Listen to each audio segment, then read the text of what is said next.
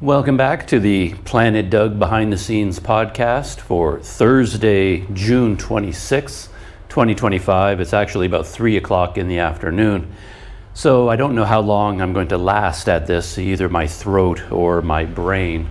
But I find I reach a point where I'm out there in the shops. I'm here in Sumatra, by the way. I'm back in the small town of Tanjung Balai, which is on the coast of Sumatra, not far away from Medan and sort of right across the Strait of Malacca from Malaysia and Kuala Lumpur. So I'm here in Sumatra, and right across from my hotel there's a little shop. And I just went in there to get a cold drink right after having lunch at another little neighborhood restaurant. And then while I'm getting my food and my drinks, I find myself wanting to tell these people, like the clerk behind the counter and the man at the restaurant, like tell him everything that's going on in my life. I'm telling them about this and that, and I just went there and it's so hot today, but this didn't work. And I'm like, I guess I have to talk to somebody to get these stories out. And here I am on the Planet Doug podcast, and I can tell the stories to you. So when I was across the road getting the drinks, I got a couple, and I haven't even cracked them open yet. I've had something like this before. This is some sort of a local fruit tea. I think it's local. I'm just assuming this is Indonesian, but they look very enticing, very colorful, and I've had these before. This one is a black currant. So let's give, while they're still cold, let's give the black currant a try.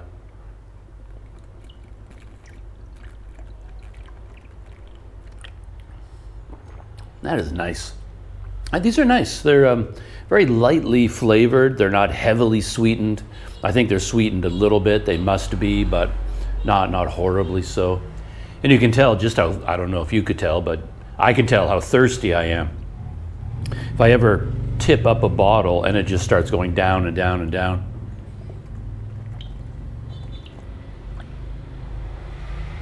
And the bottle's almost empty. Yeah, I'm thirsty. And that is a reference to how hot it is here. It is so hot. I went on my bike this morning to get one of my smartphones unblocked by customs. That's the first story I'm going to tell. So I rode my bike there, and then I set up my cameras on my bike, and everything went wrong, and that's the other story I'm going to tell. And just that short bike ride there and back again, I think I lost like 5 gallons of sweat. So I'm so thirsty now. Yeah, I end up drinking and drinking and drinking, and I never seem to drink enough. So I got 2 of these. This one is passion fruit tea, passion fruit. That one, yeah, it was black currant.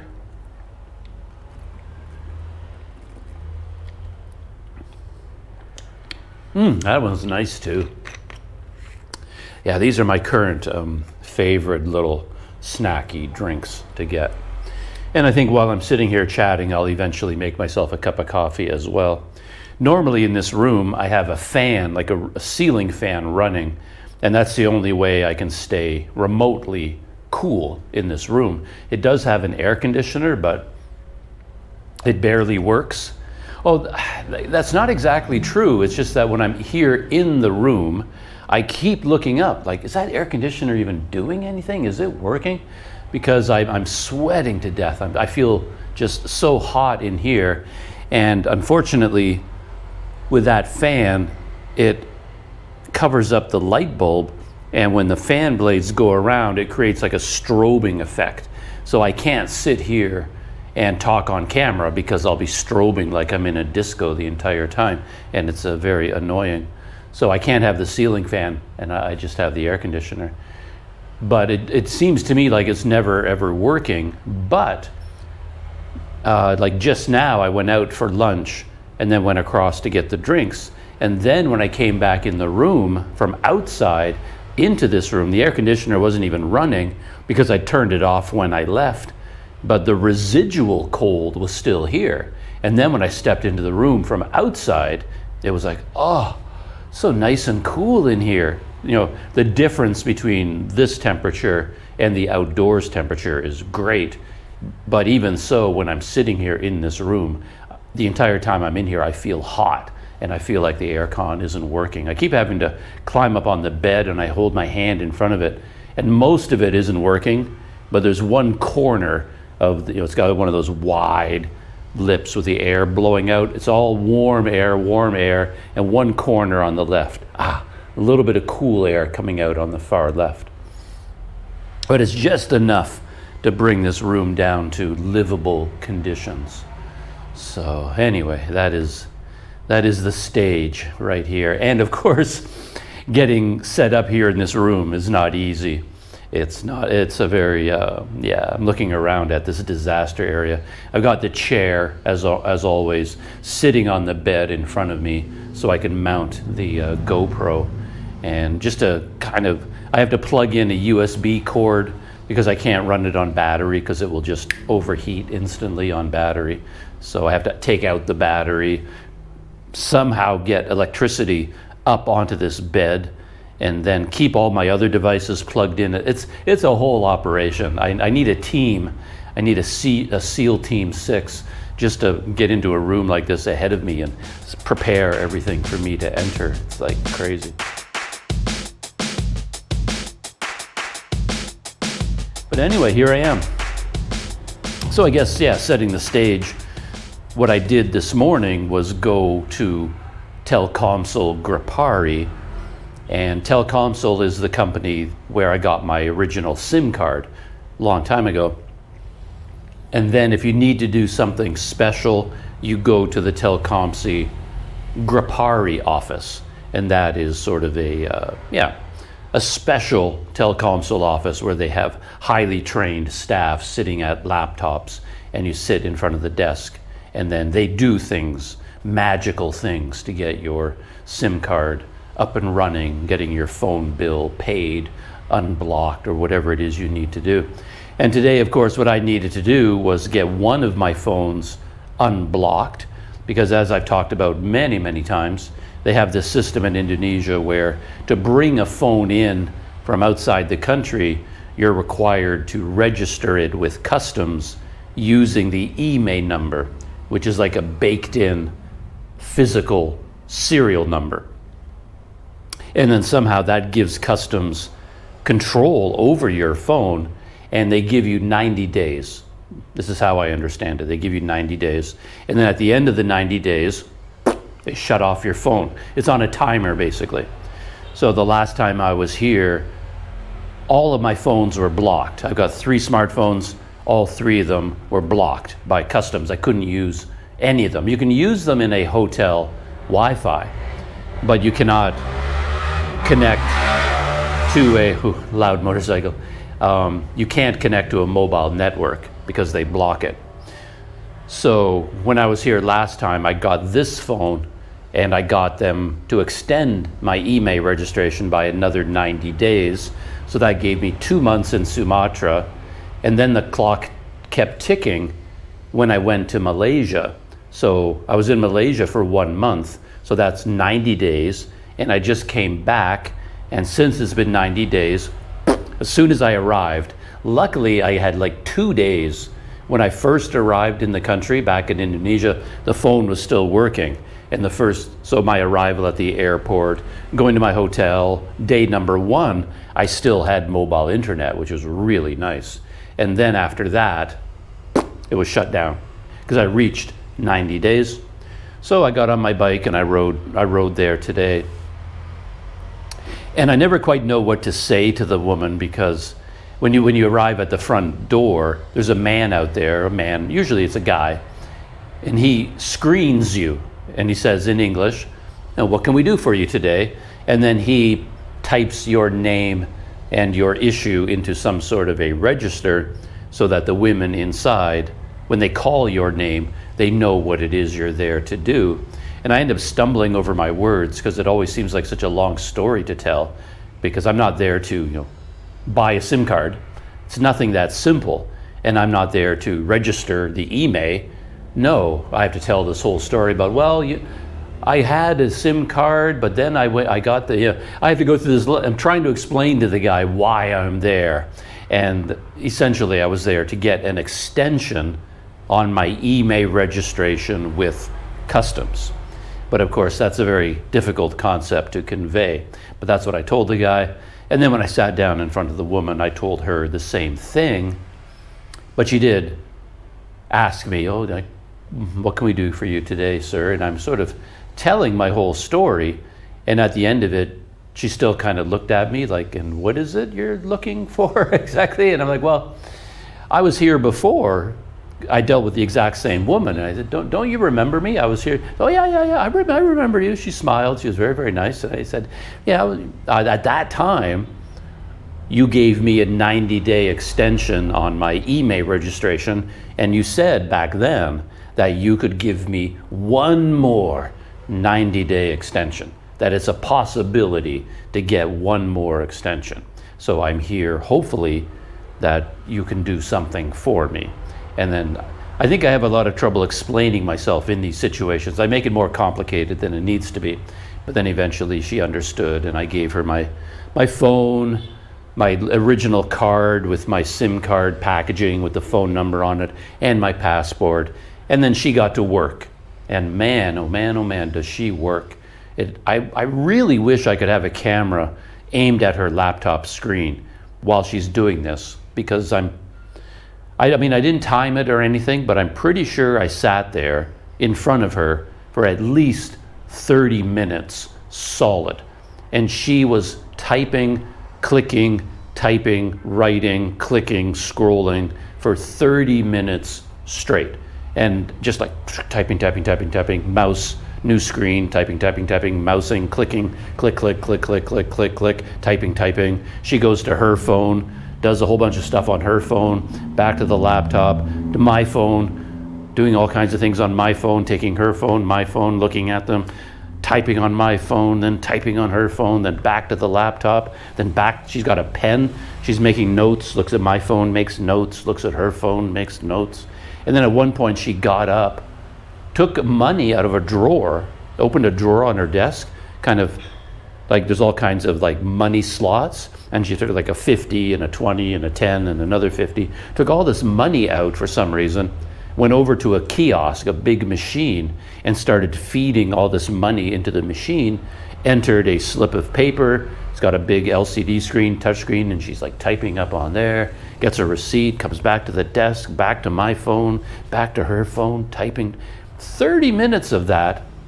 And on previous occasions when I've done this, normally they get up at some point and they leave the room.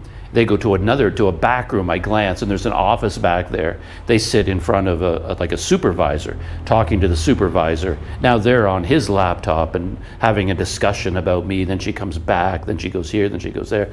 It's an incredible process. And I want to know, like, what is it you're doing back there? How can it possibly be so complicated? But I guess arranging this connection between the mobile internet company and Indonesian customs, the government operation, I guess that's a very complex computer digital connection, and she's got to really navigate it. But there's one explanation I can think of, is that maybe she does something on my account, submits it to customs, and then has to wait for a reply or approval. And while she's waiting, then maybe she's working on another account that maybe she has a whole list of jobs on her computer, and then she's like working on all these other jobs. And maybe that's why she had to put money in the machine. So maybe the whole 30 minutes, she's not typing on just my account.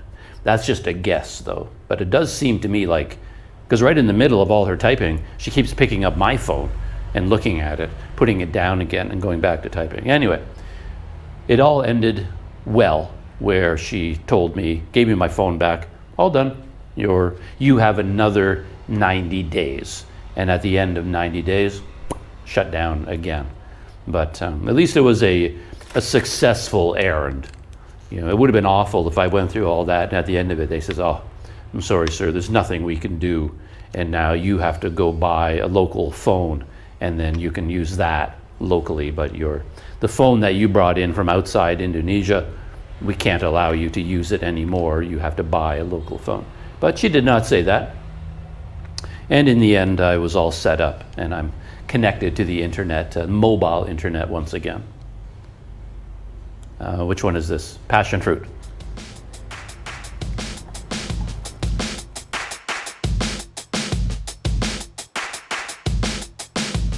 And on the other side of that IMEI adventure, for whatever reason, I decided to record some of that experience on video, because I thought as I was what I wanted to do was get my bicycle set up with all my cameras, and I thought this trip to Telkomsel was a good excuse to go to the effort of getting my bike ready.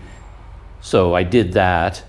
And then I thought I might run into some interesting things along the way, riding my bike to their office, some encounters with local people, or buying some food or something to drink. And I thought I might as well have my GoPros running on the bike. Why not? But while I was in Malaysia for a month, in Kuala Lumpur, I was using all of my GoPro gear there, or part of it. I didn't bring it all with me. But you kind of get out of the rhythm of doing whatever it is you're doing. So based on what was happening in Kuala Lumpur, I was just filming everything, holding my GoPro in my hand, like a hand mount. I was out of practice with my bicycle rig.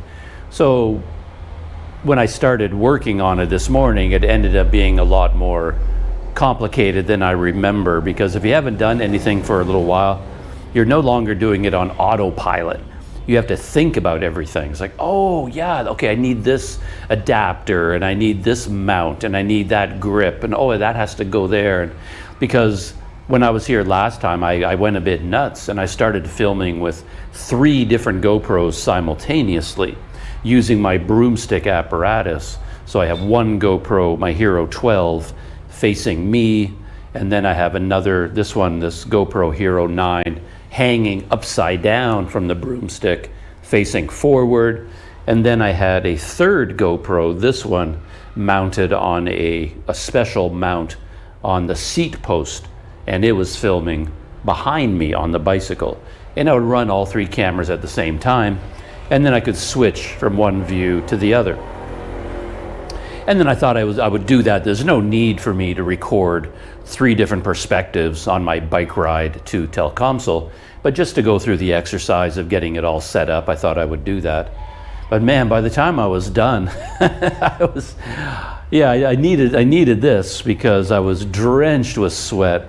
It's like, I was talking about this in another video, where I end up taking like 10 showers a day, because like even now, I wanted to go out to go get something to eat for lunch. I take a shower before I go out. Then I come back. As soon as I come back, I take a shower as soon as I walk in the door. And then I wanted to set up my GoPro to record this story time podcast. And by the time I finish setting up my GoPro to record this, I'm so hot and sweaty again, I have to take another shower. And probably as I'm telling these stories, I'm going to make a cup of coffee. And while I make a cup of coffee, I'll take another shower. Like every step requires a shower before I do it, just to cool down, because I overheat so badly.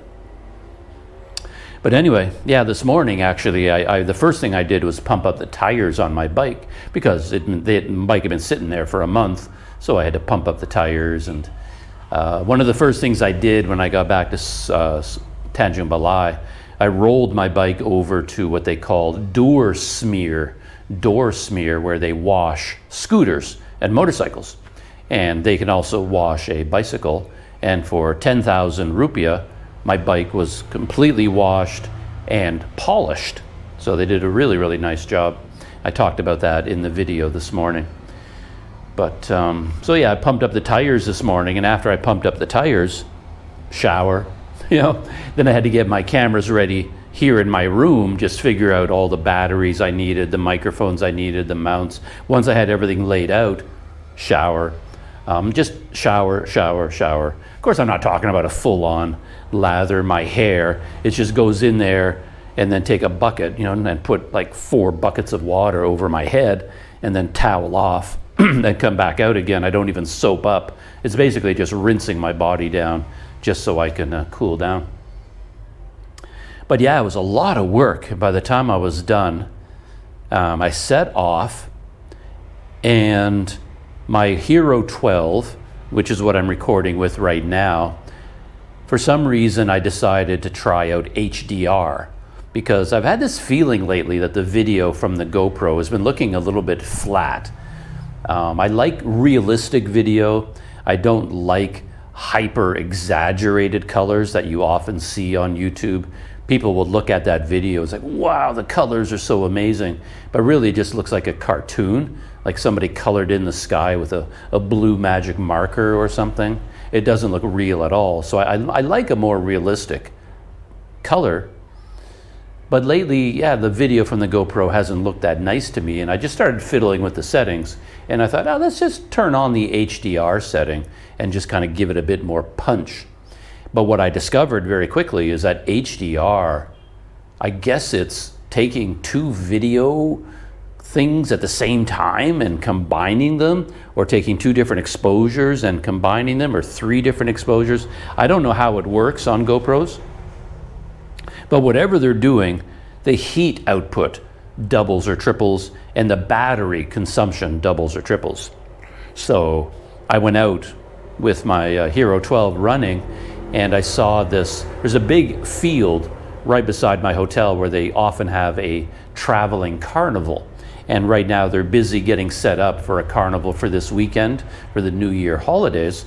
So I turned my bike in. One of the reasons I set up my GoPro is because I was thinking ahead that I wanted to take video of this place. So I turned my bike in and I rode my bike up to this carnival area, and I was chatting a little bit with some young boys there. I couldn't really understand them, you know, they're Indonesian, but we were trying to chat. And then a man came up to me, an older man, well, not older, but just like not a kid, but a guy in his late 20s, maybe early 30s, and he spoke English, and he clearly worked or was working for this traveling carnival, helping them get set up. And I was talking with him in English, and it was quite an interesting conversation. And then I was twisting the handlebars of my bike so that my Hero 12 was aiming at the two of us. At the beginning of our conversation, I completely forgot, because all my cameras were running, but they were all set up for filming cycling.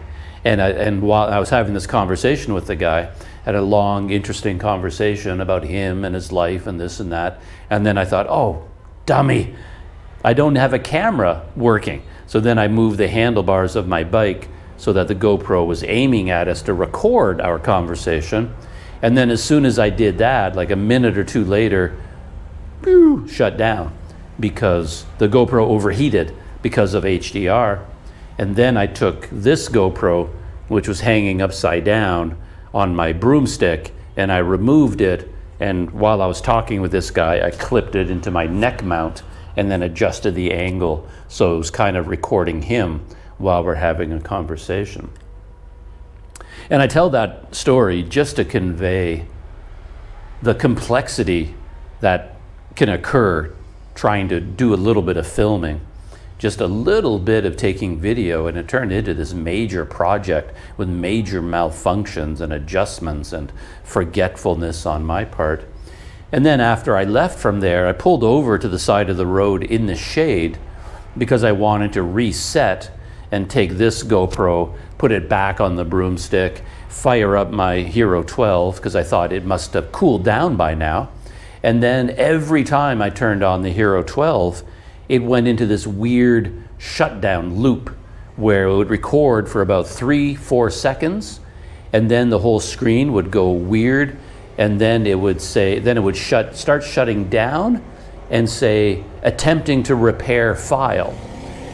And then it would reboot and say, file repair failed.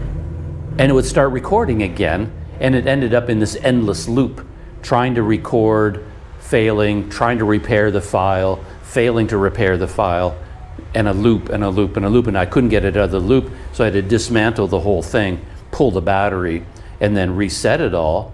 And then when I tried to start recording with the Hero 12, it went into the same thing over and over. No matter what I did, I could not get the Hero 12 to work. So I mean, yeah, it eventually got to a point where it got out of the loop and was just on, not recording, just on.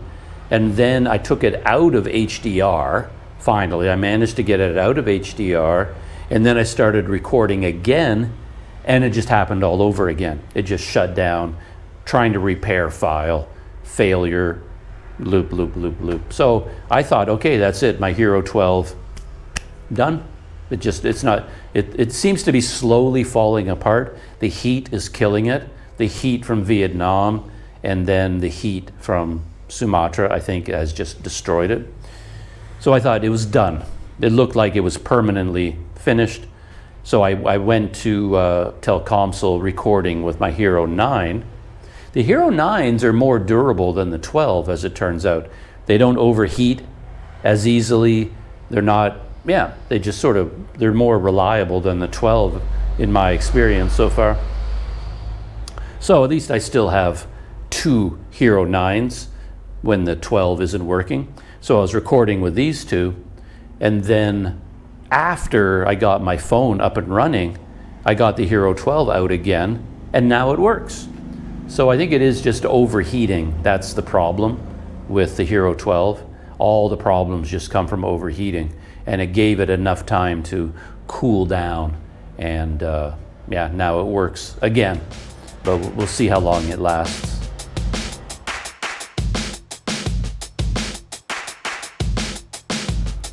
Okay, Planet Doug stories. I don't think I have to tell a detailed story about flying from Malaysia back to Sumatra, because the videos that I shot are pretty detailed. So when I took my flight, I took traveling from the downtown Kuala Lumpur to the airport, flying to Medan, going to my hotel. That whole trip, I shot a really detailed video, and it was particularly detailed because I wanted to document this, what I call a travel hack or transit hack. And this is the one that I said in my video that my friend Daryl from Wander Eats, he was the one who told me about it, where instead of taking the express train all the way to the airport for 55 ringgit, what you do is take the subway most of the way to the airport, then you transfer to the express train and take it just for the last little bit.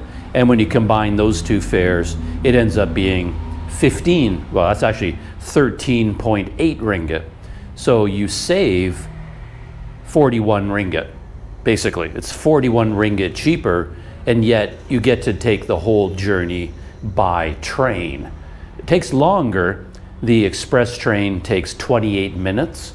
So if you pay 55 ringgit, the benefit is you go straight from KL Central straight to your terminal in 28 minutes in a comfortable train. My travel hack, Daryl's travel hack, gets you there in about an hour and a half. So it takes 3 times longer, but it's like less than 1/3 the price, maybe 25% of the price.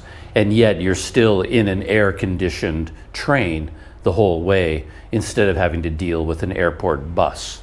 So like for me, that's the alternative. The airport bus costs maybe somewhere between 12 and 14 ringgit, essentially the same as the travel hack. And the airport bus takes like an hour and 15 minutes. So you have to balance, okay, it's the same price, travel hack, airport bus, same amount of time, but the comfort level taking the train for me is much greater. I'm much happier riding on any kind of a train, subway train, express airport train. Buses, I don't like them, getting on them, riding them. It's just not as comfortable as riding trains. So anyway, I wanted to shoot a whole video about that, step by step by step by step. And my original idea was I wasn't even going to document my trip, because to be honest, I felt a little bit embarrassed about what I was doing, that people who are watching my videos in Malaysia would be disappointed in me that I was coming back to Sumatra. They'd be like, again? Why are you going back to Sumatra? But I had my reasons for wanting to come back here or needing to come back here one more time.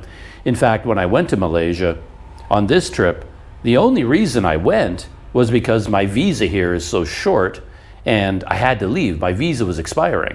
So I basically did a visa run where I went from Sumatra back to Malaysia, and then I applied for a new visa for Indonesia. So my original plan, I wasn't even going to shoot any video in Malaysia. I wasn't going to tell anybody that I was there. I was just going to go to Port Dickson by boat, stay in Port Dickson for a couple of days, get back on the boat, come back here, and essentially, as far as YouTube is concerned, pretend that I had never left.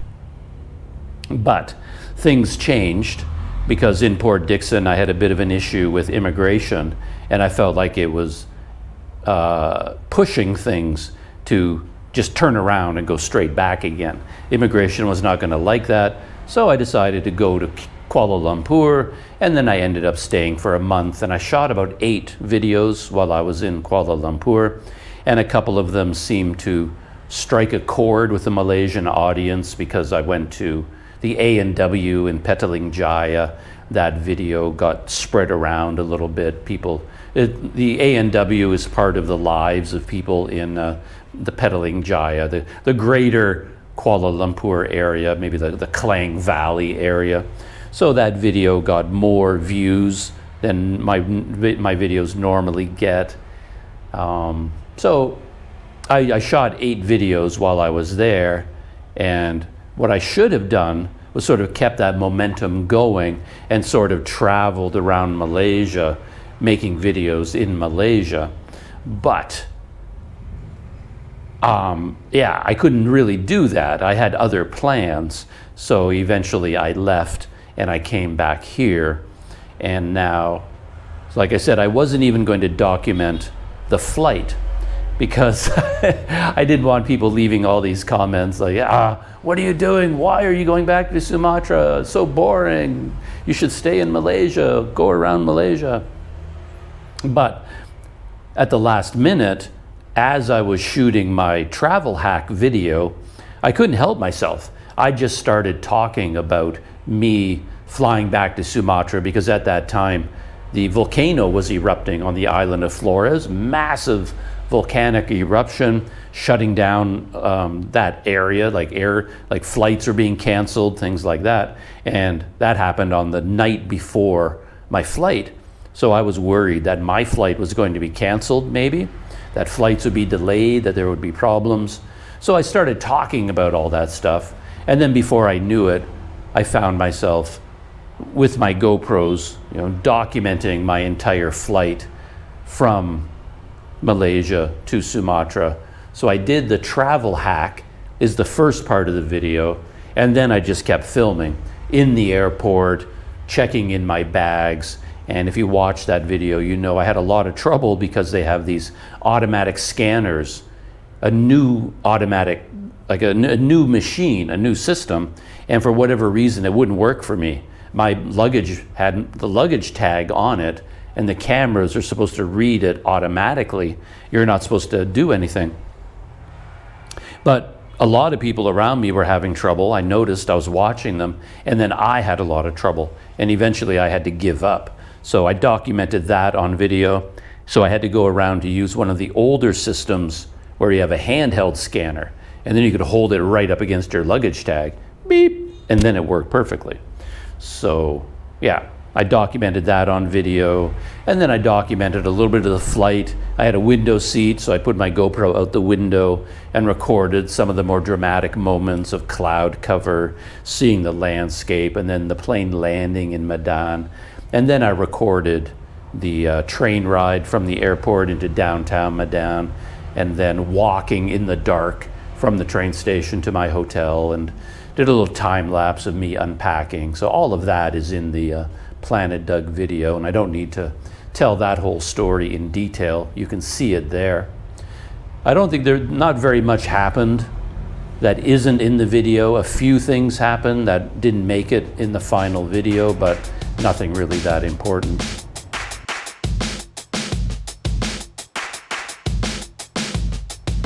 And then I needed to book a train Well, I didn't need to. I could have taken some kind of a bus, but my whole plan was to take a train from Medan to Tanjung Balai because I love trains. I don't like buses, and they're a lot cheaper. So the train is it's exactly 27,000 rupiah, and taking the bus, like I look online for options to go by bus, and they were all about 200,000. So that's like 7 times more expensive than the train. And for my money, the train is just way superior, better in every way, and more romantic, more interesting. So I wanted to go by train, and I had a train booked in advance. I was smart enough to do that in advance, but then I decided to stay in Medan an extra day or two. I wanted to edit the video and had other things to do, so I wanted to change the date on my train ticket, and that's when I got in trouble, and I discovered that tomorrow, Friday, is the Islamic New Year. So tomorrow is a public holiday, and it is a holiday, of course, where people go home for the long weekend and they spend the holiday with their family. That's why they're setting up the carnival here. It's for the New Year holidays. And because Friday was a holiday, that week, or this past week, the trains were all fully booked. So I had a lot of trouble booking a ticket. And I sat there in my hotel room in Medan, and I had the local train ticketing app open on my phone, and I was trying to book, and all the trains were sold out. But I knew from experience that occasionally a ticket will sort of pop up. So I just sit there all day long, refreshing, just like somebody trying to get a ticket for I don't know, my cultural references are all outdated, a Backstreet Boys concert or a Taylor Swift concert, and it's sold out, and you're trying to get the ticket, and you're just trying to get into the system. And I was trying to do that, refresh, and eventually I did, after much effort, time, and work. Because for me, there were many times when a ticket was available and I managed to reserve it, but then my payment system failed because I'm using an Indonesian e-wallet, and sometimes it works, sometimes it doesn't. And then I was like, I booked a ticket. Yes, I've got my train ticket.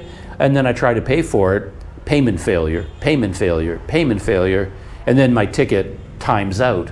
I don't pay for it fast enough, and I lose the reservation. And then by the time I go back to the train, all the tickets are sold out again. Refresh. Oh, there's another one. Reserve it. I got it. I try to pay for it. Payment failure. And it's just over and over. And I finally did get one, and I got it for Monday morning, I guess. And then that was great. Early in the morning, 7:15, the train left. And I don't have to tell that whole story either, because the whole thing is documented in the video, pretty detailed. I tell all of this in the video. And then I rode the train to Tanjung Balai. The one quirk is that while I was on the train, I went to the coffee car, and I happened to have a book with me. It's not a travel book, but it's a book of essays by a travel writer named Paul Theroux. And I was reading the book off and on, and I ended up talking about it. And originally, me talking about the book was going to be in the video, my Planet Doug video. It's just going to be a little interlude, having coffee. Here's the book I'm reading, and talking about the book for a couple of minutes. But I ended up talking for 40 minutes about the book. So the video ended up being 1 hour and 40 minutes long. So then when I was editing the video here in Tanjung Balai, I decided to take the Paul Theroux section and cut it out and make it a separate video. So I've already edited, exported, and uploaded the Planet Doug train video, and then I edited and exported the Paul Theroux video separately.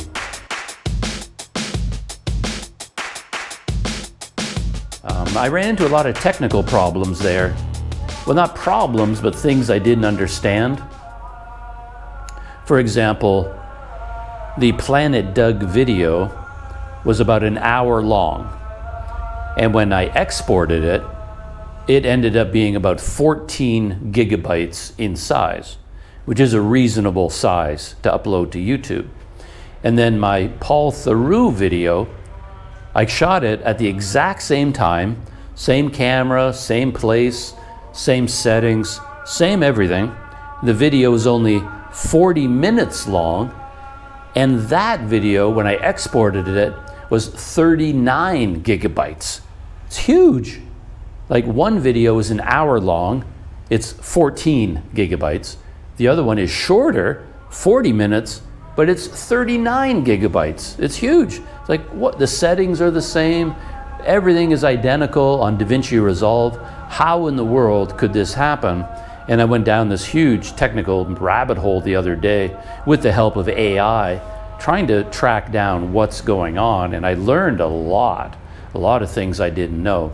But it turns out the problem was that when I shot the Paul Theroux portion, when I started talking about the book, I took the GoPro and I turned it. I changed the angle because I wanted video of me talking, but I wanted to see the outside world in the train window. All the other video was like this, where the background, there's nothing here and it doesn't move, right? But as soon as I started talking about Paul Theroux, I turned the GoPro because I wanted to have the view of the countryside going by in the train window. And it turns out that when you do that, because in DaVinci Resolve, the exporting uses variable bit rate. It's trying to use as little data as possible. And if the background is flat and not moving, it lowers the bit rate to something like, I think it was like 12,000 bpps, whatever that is. And then as soon as the background is complex and is moving really fast, in order to capture that detail, it has to raise the bit rate. So it raises the bit rate to 126,000 as opposed to like 12,000. It's like 10 times higher. It increases the bit rate 10 times.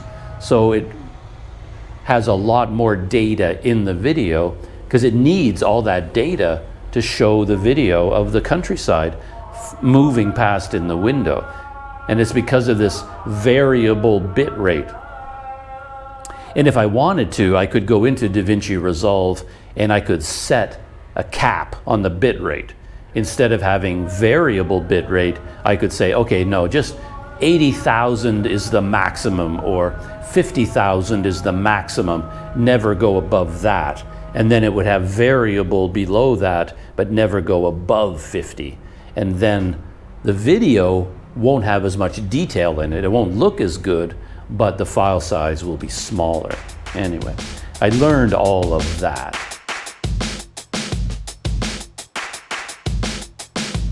And then I went down this other tremendous technological rabbit hole because I have struggled with my laptop in terms of exporting time.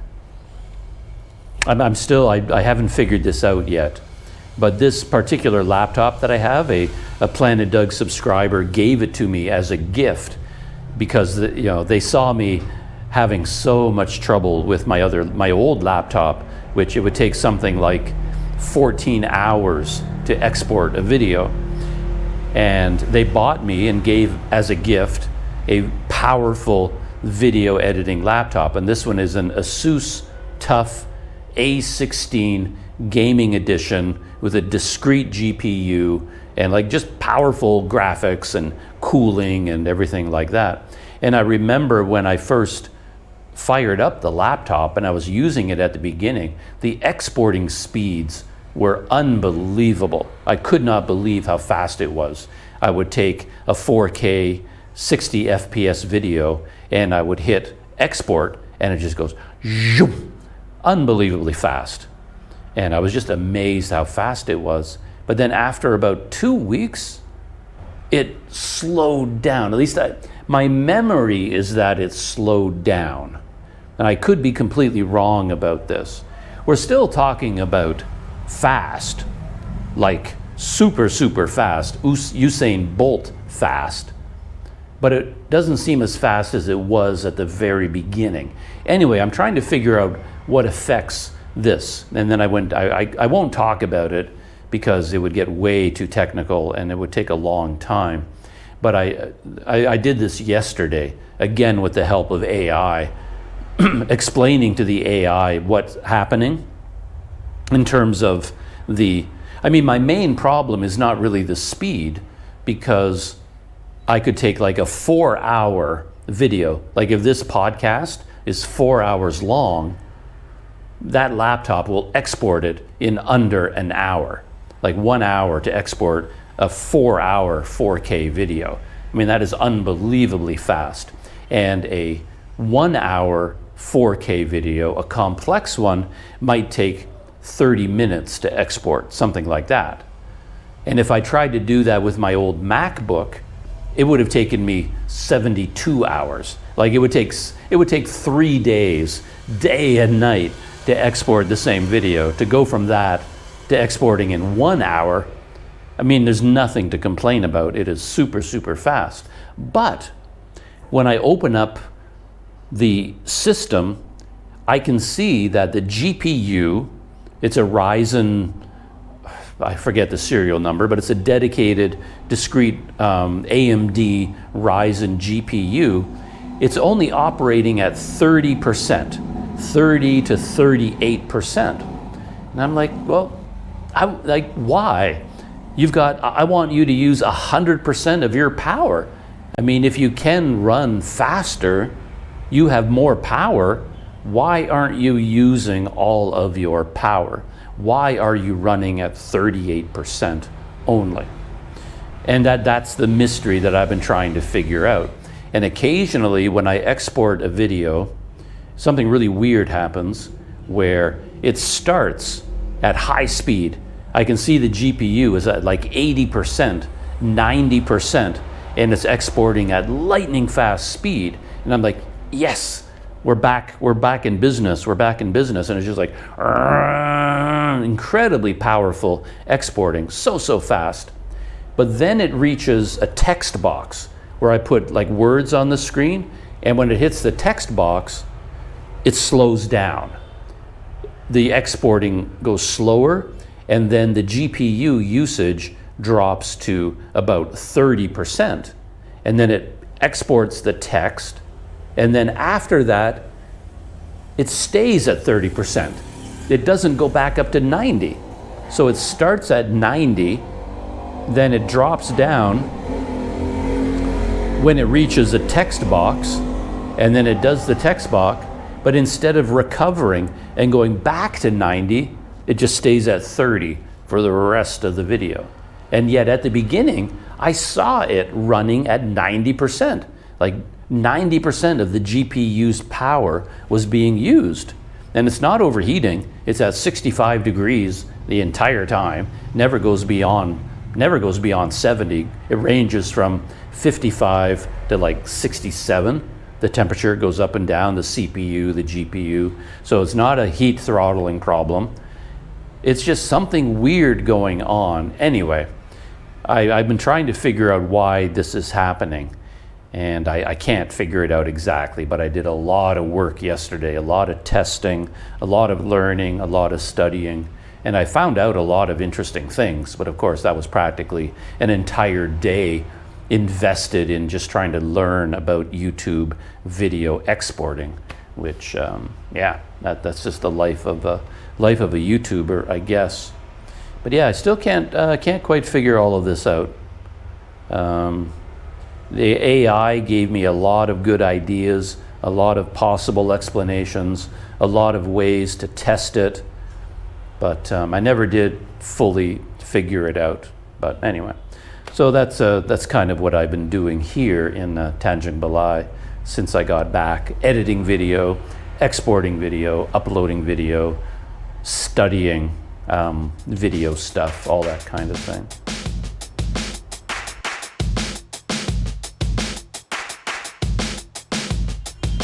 We've jumped ahead a day, maybe 2 days, maybe just 1 day, and it is now Saturday, June 28th, 2025, 11 o'clock in the morning.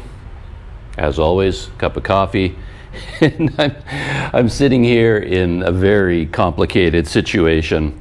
Setting up Planet Doug Studios in each hotel room is always quite complicated. I'll show you the picture, how I have my chair, the chair from this room on my bed, and then luckily I have so many different mounting apparatus for my GoPro because I might be attaching it to a tree, attaching it to a bicycle, to a motorcycle, holding it in my hand. I do all those different things, so I have so many different mounting bits and bobs and pieces.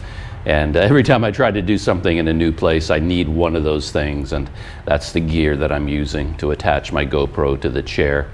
The other gear that I have, like my Jaws Flex clamp, it works great, I prefer it, but I couldn't find a way to lower the GoPro. No matter what I did, the GoPro ended up being a bit high, like off of my eye line. So I found as I was sitting here talking to the GoPro, I was looking up. And it was just sort of an awkward position to be staring up at the GoPro, and it just kind of bothered me. So then I came up with this rig, so now it's it's even with my eyes. So it feels much more natural just to be sitting here looking forward and talking and drinking my coffee. But it's so crazy because I have so many things around me, and this bed is so awkward that when you sit in the middle of this bed, it's such an old, this is a budget hotel, like a low budget place. So the mattress is sagging in the middle. So when I sit down on the mattress, anything that's on the bed slides down to the bottom, and then everything gets lost, everything's in the way. And then having the cup of coffee, there's no bedside table here, so I have to hold on to it or put it on the chair. But when it's on the chair, if I move on the bed, the chair really rocks, and then the coffee can slosh and go flying. And of course, I'm hooked onto a microphone with a cord, and I have a USB-C cord going to the GoPro, which is going over my legs. Anyway, I'm in a very confined space, and it drives me crazy because 9 times out of 10, I try to think of everything I'm going to need before I climb into this space. But the minute I carefully get in here, I haven't spilled anything, nothing has gone skittering off the bed and broken, I haven't lost anything, and then I start to think about hitting record on the GoPro, and it's like, I forgot something. I mean, every single time, it's a bit like, Tom Cruise in Top Gun. You know how those fighter jets, it's pretty hard for them to get into the cockpit. You got the helmet, you got the flight suit, you got this, you got the parachute, who knows, he's like, and then he climbs into there, and then he sits down, and he's ready to go save the world, and he's like, ooh, I need to go to the bathroom.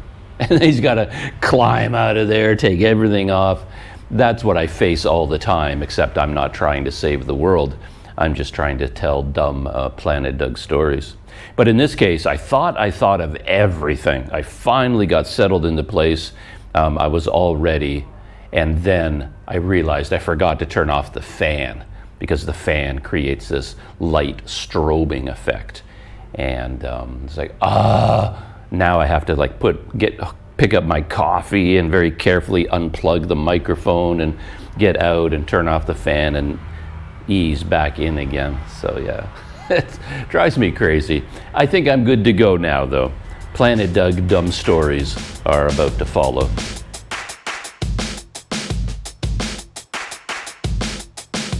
I suppose a dumb story connected to that is, like, I found something else I forgot to do. I forgot to turn on the front-facing LED light on my GoPro, because I turned it off recently because I had this GoPro on a neck mount, and I don't like having the flashing red light on the front. So I turned it off, and then now that the GoPro was in front of me, I couldn't tell whether it was recording or not. So then I had to stop recording, turn the light back on. So now I can see the red flashing light. But while I was doing that, I looked carefully at the screen, and then I realized that my damp and nasty bath towel was hanging here and was in the video frame. No big deal, but you have to be careful about that. Like, you always have to be aware of what's in the camera frame. And then so I removed the towel. So let me look at the video screen, make sure there's nothing else terrible. No, just got this, that's my power cord running everything in the room, and that's the TV cable up there, and then the dirty wall behind me, and me. That's all you've got. But yeah, I've been thinking about appearance lately, because in a lot of my GoPro videos that I've been posting lately, I just look terrible. And I was trying to figure out what was going on. Like, is there something wrong with the GoPro? Am I just getting older? Like, because if I go out recording after an hour or two, I'm so overwhelmed by the heat, the sweating and whatnot. Yeah, that's pretty much how I look. And yet somehow in the GoPro video, the colors seem really way off. Like, when I look at myself in the mirror, I go, oh, there you are. There's Doug. And then I see myself on the GoPro video, and I was like, I recoil in horror. It's like, oh, I'm hideous. Don't look at me. I'm all these little spots that I'm developing as I get older. I guess liver spots or whatever. They're not that visible, right? I don't think. And yet the GoPro is like making me look like the crypt keeper.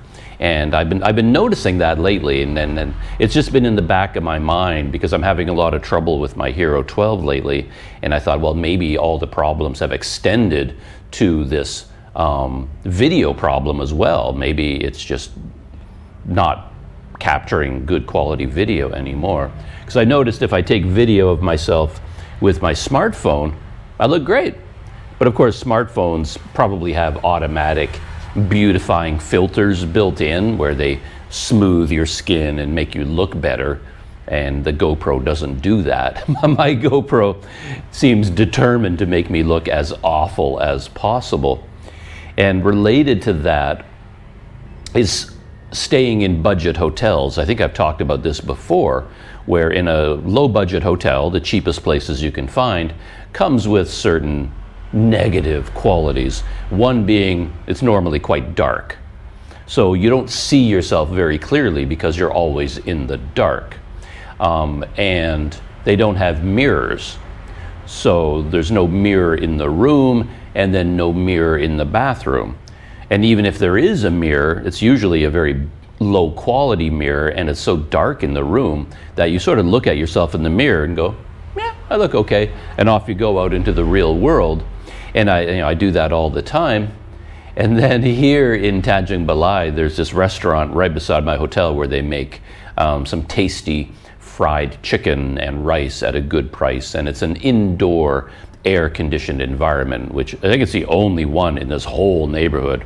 So if I'm in the mood to just sort of sit quietly in air conditioning and just have a meal, I go there. And they have a sink where you wash your hands, sink and soap, and there's a mirror above the sink. And the other day I went in there, I got some chicken, and then I finished, and my hands were kind of greasy, so I went to wash my hands, and while I'm washing, I looked up at the mirror, and I just recoiled in horror. It's like, oh, that is how you look? Because in that room at the restaurant, it's like two solid walls of windows, floor to ceiling. So the sunlight is pouring in. It's a brightly lit room. It's a relatively good mirror, and I'm right up close to it, and I just went, oh my gosh.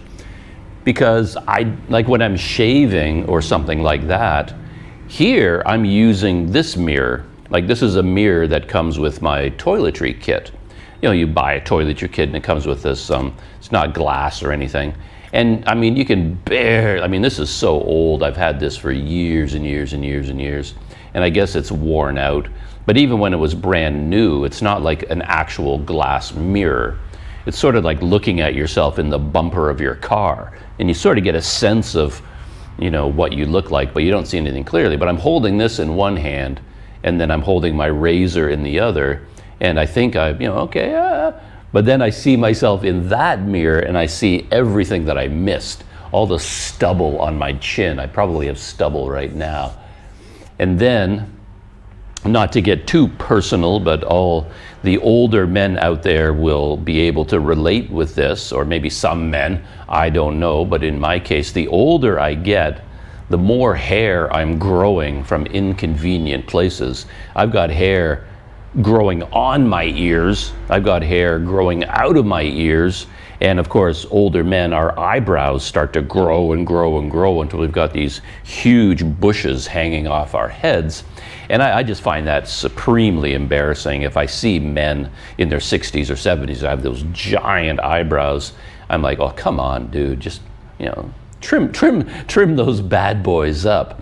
So I try to remember to trim my own eyebrows when I get a haircut. I often want to ask the guy, like, can you also fix this? Can you fix this? Can you do something about all this, the hair that's coming out of everywhere? But it's kind of an embarrassing thing to say, so I never bring it up. So I'm busy doing it myself.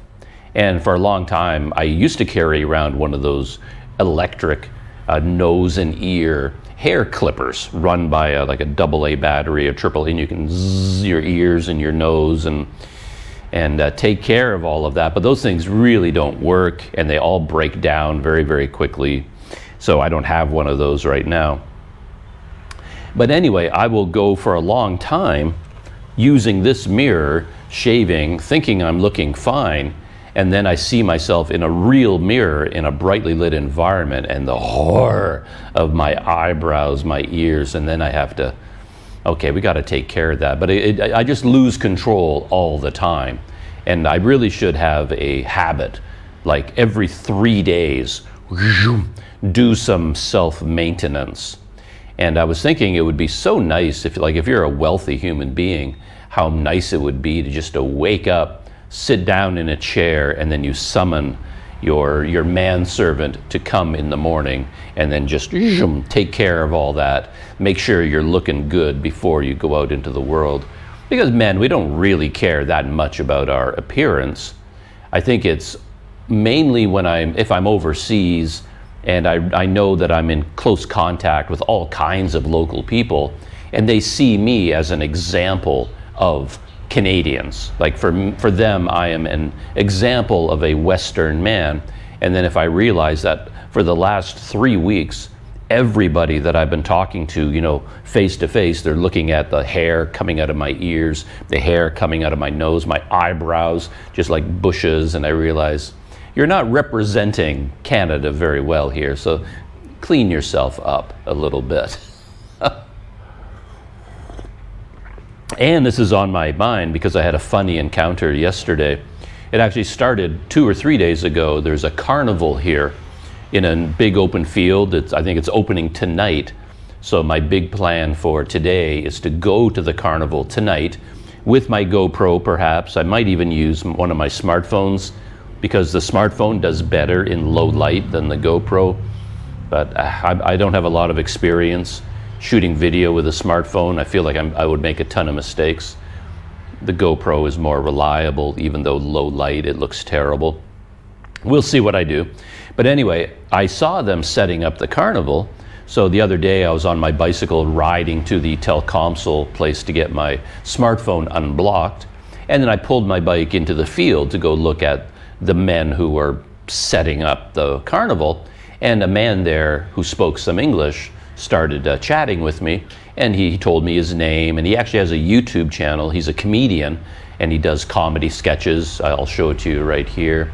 And yeah, so he has that YouTube channel. We're chatting. He's asking me all the usual questions, where I'm from and how old I am, and am I here alone?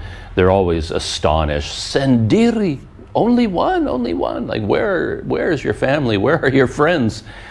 Because it's such an odd concept in this part of the world to be alone, and then to travel alone is just, their brains have difficulty even grasping the idea. It just doesn't make any sense. It's like, okay, well, what do you do?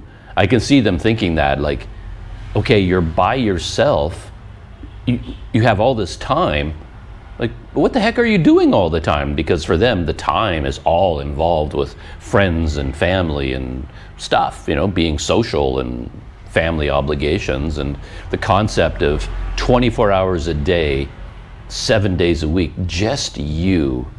And there you are all by yourself in your hotel room. Like, what are you doing in there? And then you go off on your bike and you're riding around by yourself. Like, what are you doing? And anyway, I would tell them I have a very rich internal life. I have an entire world inside my brain. So I'm absolutely fine by myself. But I just say something like, well, I'm traveling all the time. So I have no wife, no home, no car, no job. That's who I am, and I'm perfectly fine that way.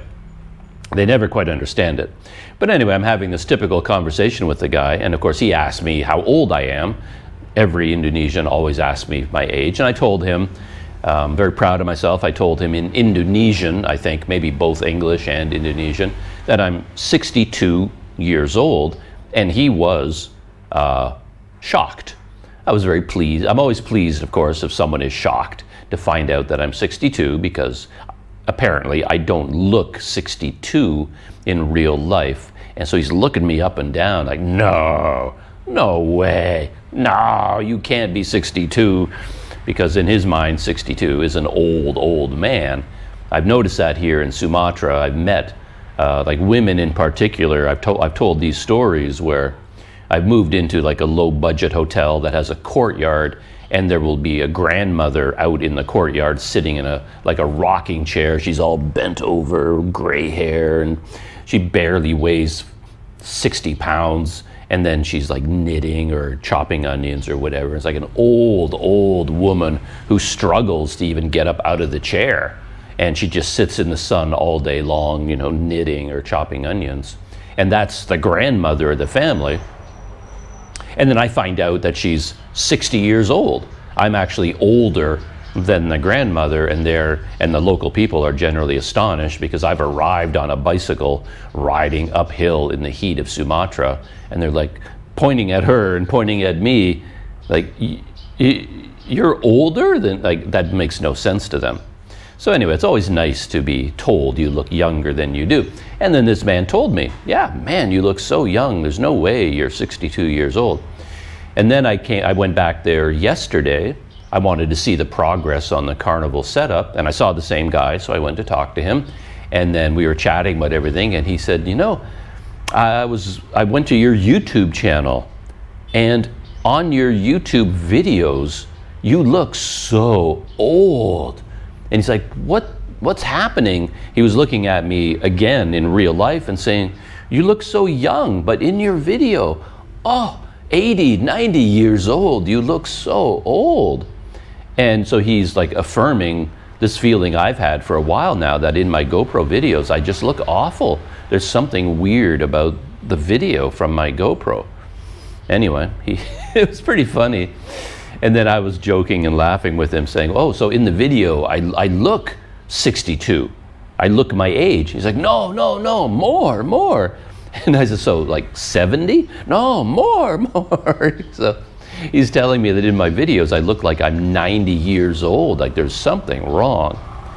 And I tried to account for that by saying, well, by the time I'm shooting those videos, I've usually been outside in the heat for a couple hours already, so I'm looking tired, I'm sweaty, I'm exhausted, bags under my eyes. But he's like, nah, it's more than that. There's something weird. So this has been on my mind. And I did notice, again, it's hard to keep track of all these settings. On my GoPro, for some reason, I had vibrant color turned on.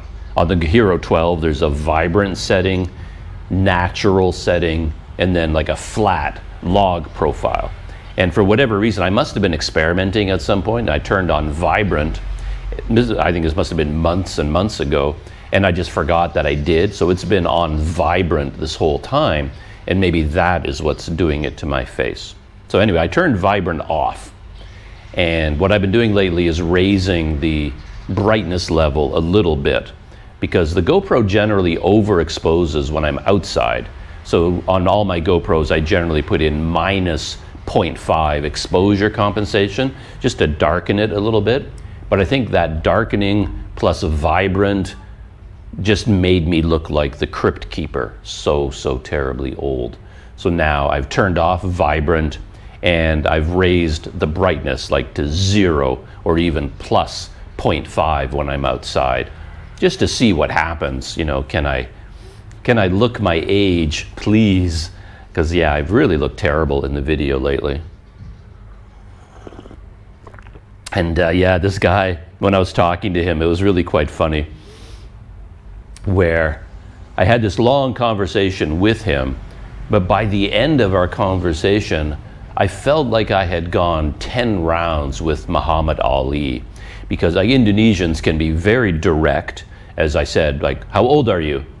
Why are you alone? Don't you feel lonely? Where's your wife? Why aren't you married? I mean, very direct, very personal questions. These are all questions that in Canada we would never ask anyone until we got to know them quite well. And we would usually want to know these details ourselves. I mean, everybody in the world I meet, I want to know, how old are they? Are they married? Were they married? Do they have children? How much money do they have? How much money do they make? You know, what diseases? Like I'm a very curious person, and I'd love to know all of these things about everybody, all the personal details of their lives, but we don't ask as a rule. And then even if we want to know, we'll sort of, we'll let time go by and hope that these bits of information will just show up naturally. So, I mean, I've had many, many, many instances in my life, especially in the past when I was more of a backpacker.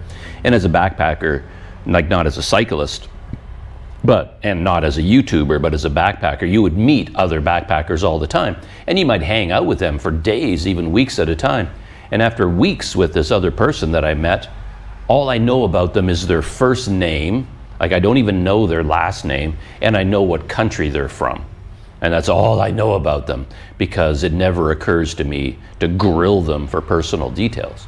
But they have no such qualms here in Indonesia, and they will grill you about everything about you, every choice you've ever made from the beginning of your life. And by the time you're done the conversation, you just want to go into a corner, curl up into a ball and weep, because you've learned that everything you've ever done is the wrong thing. Because the Indonesian person will tell you everything that you should be doing and you should have done. Because everything I do in my life to them just seems very strange. And they're wondering why I live this way, and they make suggestions. So like in this case, he said, he told me, okay, you're on your YouTube video, you look so old. And it's like, boom, Muhammad Ali left hook. And you look 90 years old. And then he says, yeah, on your YouTube channel, he says, you have so many subscribers, but so few views. Why does nobody watch your videos?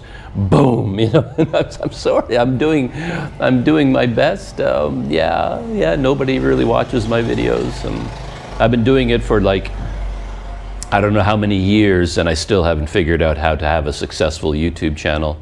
And he's like, boom. And then he says, your videos, why so long? Your videos, long, so long. And I'm like, yeah. And, boom, shorter, make your videos shorter. And then he says to me, why do you ride a bicycle? You should ride a motorcycle. Motorcycle is better. And I'm like, boom.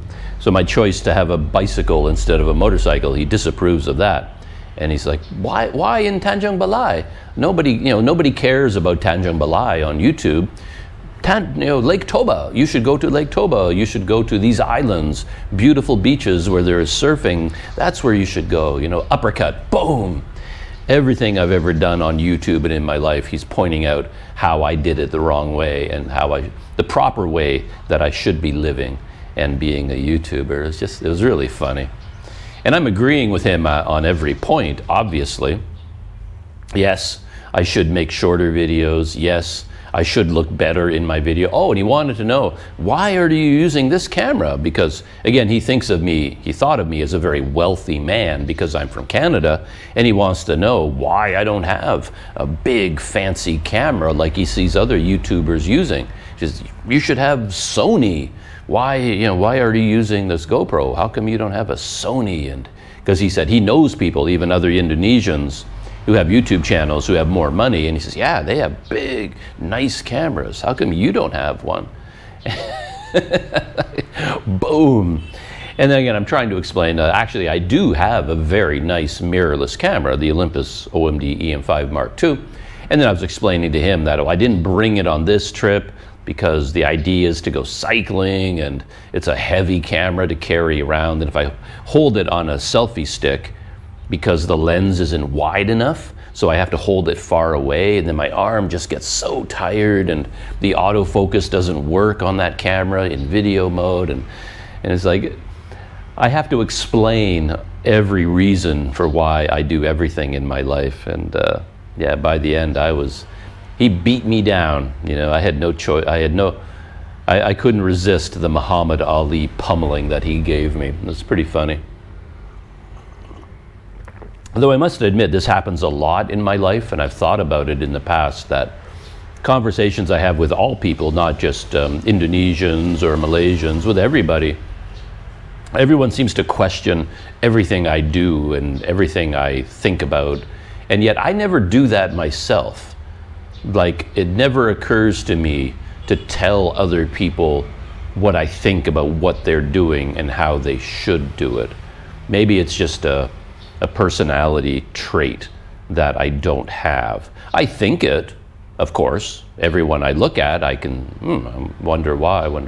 But I don't ask, and I don't tell them what I think they should be doing. I have my, and maybe that's why I have this podcast, so all of these things, I can get them out of my system and talk about them. Yeah. But yeah, anyway, just before I sat down to shoot this video, I do have a mirror in this room in here, and this room does have a window, and I open the curtain to let in as much light as possible. Well, not the curtain. I have like a tarp, and what I normally do is I hang the tarp over the window to make like a thick curtain so that at night it's as dark as possible. I've removed my tarp to let the light in, and I have my own light bulb. I plugged in the light bulb, so the room is lighter than it normally would be in a low-budget hotel. And I went up to this mirror, and I shaved my ears and trimmed my eyebrows, so I should be looking pretty smooth. As smooth as this face is ever going to get. And of course, the last couple of days, I keep intending to get a haircut. But every time I'm outside, and by the time I see a barber shop and I have the time to get a haircut, by that point I've already been outside for a few hours and I'm just drenched in sweat. So the only way I can get a haircut is to start from a cool room, take a shower, and then go straight to the barber shop. Then I can get a haircut. Maybe I'll do that this afternoon before I go to the carnival. Lately though, a lot of the haircuts I've gotten, I don't generally tell them what to do. I just say shorter, like do your thing. But the style lately seems to be short on the sides and the back, but they leave it longer on top. And then I end up with a bit of a floppy hair. And I kind of want a shorter haircut. I want something neater. I don't want a bald cut or anything like that. But I'm so nervous about telling a barber what to do. The same way I would never tell a cook what to do, because they know how to cook food way better than I do. So I don't want to interfere with I don't want to say anything. I don't want to upset the apple cart. And with a barber, it feels like if I just let them do their thing, I will get an acceptable haircut. But if I interfere in any way, if I try to say anything, particularly with the language barrier, the confusion, something really weird is going to happen. So I hesitate to put my oar in and tell him what I want. But we'll see. I'm trying to save my energy for the carnival tonight. So, because I'll have to go out there at night.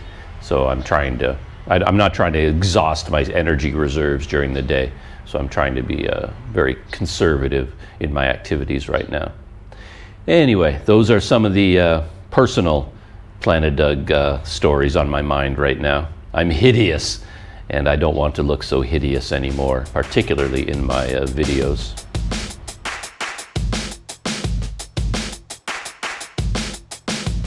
On a completely unrelated note, I made an interesting discovery that has been rolling around in my brain, because I took the train from Medan to Tanjung Balai, and I've done that quite a few times, and I love that train experience. It's very exciting and very interesting, and I got kind of deeper into the world of train travel because I've been reading Paul Theroux's book, and Paul Theroux is a famous travel writer who often traveled by train in his lifetime and wrote about it.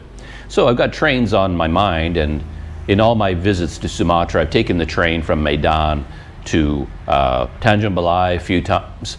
A few times I've gone from Medan to Siantar by train, and the trains have all been exactly the same. They have the same seating, the same dining car. They're basically the same train, so my idea was, well, those are the trains in Sumatra. But I found out that there actually is a nicer train. I was doing some reading and some research on the history of the train service in Sumatra, and it turns out that out of Medan station, the trains I've been taking are the economy class, but there is also an express class, and there is a train called Sribila Utama. That's the name of the train, and this train basically it follows the same path as the economy. It goes from Medan to Kisaran through all these small towns, exactly like the economy train.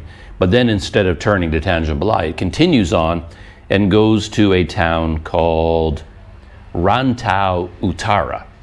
So there's an express train all the way from Medan to Rantau Utara. And it's a much nicer train. In fact, it has business class and executive class. So that really got the wheels turning. I mean, I'm here to ride a bicycle. That's what I'm supposed to be doing. But of course, today, I want to go to a carnival, and then now I'm thinking I should take a couple of days and go for a ride on this train. I keep thinking about it. To take it from Medan would be a bit complicated because Medan is 4 hours away by train, so I'd have to go all the way back to Medan by train and then stay there overnight and then get back on the express train, the Sribila Utama, to come all the way back here for 4 hours and then continue for another 4 or 5 hours to the final destination, Rantau Utara. But I don't really need to do that. I could get on the same train in Kisaran. So I could buy an executive ticket on this train going from Kisaran. Well, I could go from Kisaran to Medan, actually. I don't really even need to go the other direction. That's an option as well. But I've never been to Rantau Utara. From what I've seen on Google Maps, it's just a local town. It would be very similar to Tanjung Balai, except not on the ocean. There's nothing there of interest to the average tourist. It's just a local town. But those are my favorite towns. I prefer those towns over the tourist towns. So I could have a great time, I think, if I went there. But yeah, if you go from, say, Medan all the way to Rantau Utara, executive class is still relatively affordable. It's 230,000 rupiah, which is $14 US. And that's for like I think it's like 8 hours, maybe 9 hours train ride in executive class. And I think that would be a very cool experience for me. I was thinking it'd be a very interesting YouTube video, but it probably wouldn't be. Train trips are extremely popular on YouTube, but they have to be like the bullet trains. Like there are some brand new trains on Java out of Jakarta that are like high speed luxury trains. And if I've seen all these YouTubers make videos about that, and they get like 100, 200,000 views. But this train, even though it's an express train, it's still an older express train in Sumatra. So it doesn't have the same appeal, the same cachet of a bullet train in Japan or in China or here on the island of Java. But business class is $10.30, executive is $14. So I've got that idea rolling around in the back of my mind. So yeah, I've been thinking about that.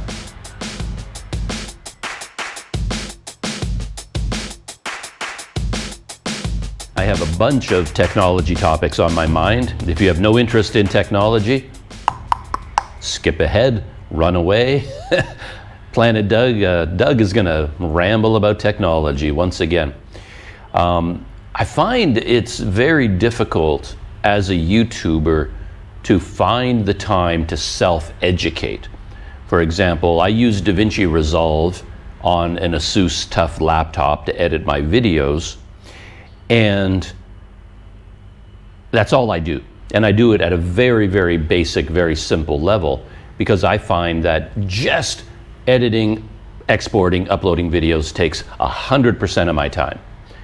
So I'm on a treadmill, like it's like an endless treadmill of shooting, editing, exporting, uploading, shooting, editing, exporting, uploading. And there's no downtime in there ever. So it's really hard to stop that train and say, okay, I'm going to learn a better way to do this, a faster way to do this, a more efficient way to do this. Or I want to add this feature to my videos, but I don't know how to do it in terms of the graphics or the programs, or how can I learn these things? And in my mind, I have a list. It's got to be 1,000 items long of all these things I wish I knew how to do, ranging from the simplest, put an arrow on the screen in DaVinci Resolve. It's impossible to do, like just to make an arrow, to really, really complex stuff. I see other people, even very simple YouTubers, they do all these things in their videos that look like voodoo to me. How in the world did they do that? Like, I'm at my wit's end taking a screenshot of Google Maps, putting it into my video and saying, I rode the train from here to here. I mean, that's the limit of my technical graphics capability. But I see other people, they take a Google Maps screenshot and then they have a little picture of themselves riding a motorcycle, moving along the line, you know, going doo doo doo doo doo doo, showing their route. And I'm like, to me, that's magic. That's black magic. How did you do that? I don't know. And I ask other people. Sometimes I'll track down a YouTuber and try to ask them, oh, you do this in your video? Because I have to do it in YouTube comments. There's no way to contact them directly. How did you do this? And I never ever get an answer. So that's why I've always wished there was, like, you could create a society of YouTubers, a club, and you can help each other out with all this technical know-how. Maybe I know how to do things that other people don't know how to do. Unlikely, but maybe. But anyway, so it's really hard to learn these things. And then I find in the last few years, I can't learn anyway. So I kind of just give up. If I see something I want to know how to do, I go into Google and I start reading the manuals and downloading apps and studying and testing. And an entire day can go by, and at the end of the day, I still don't know how to do it. So it's just like a giant time sink, just a waste of time. But I have a new weapon in my arsenal, AI. And it is amazing how much AI has transformed my life, because now when I run into one of these technical things I'm trying to figure out, I ask one of the AIs about it, and then I can work with the AI over an entire day trying something out. Then I go back to AI, says, oh, that didn't work. And then the AI speaks to me in technical language that I understand. And I actually make progress in a way that I've never been able to make progress in the past.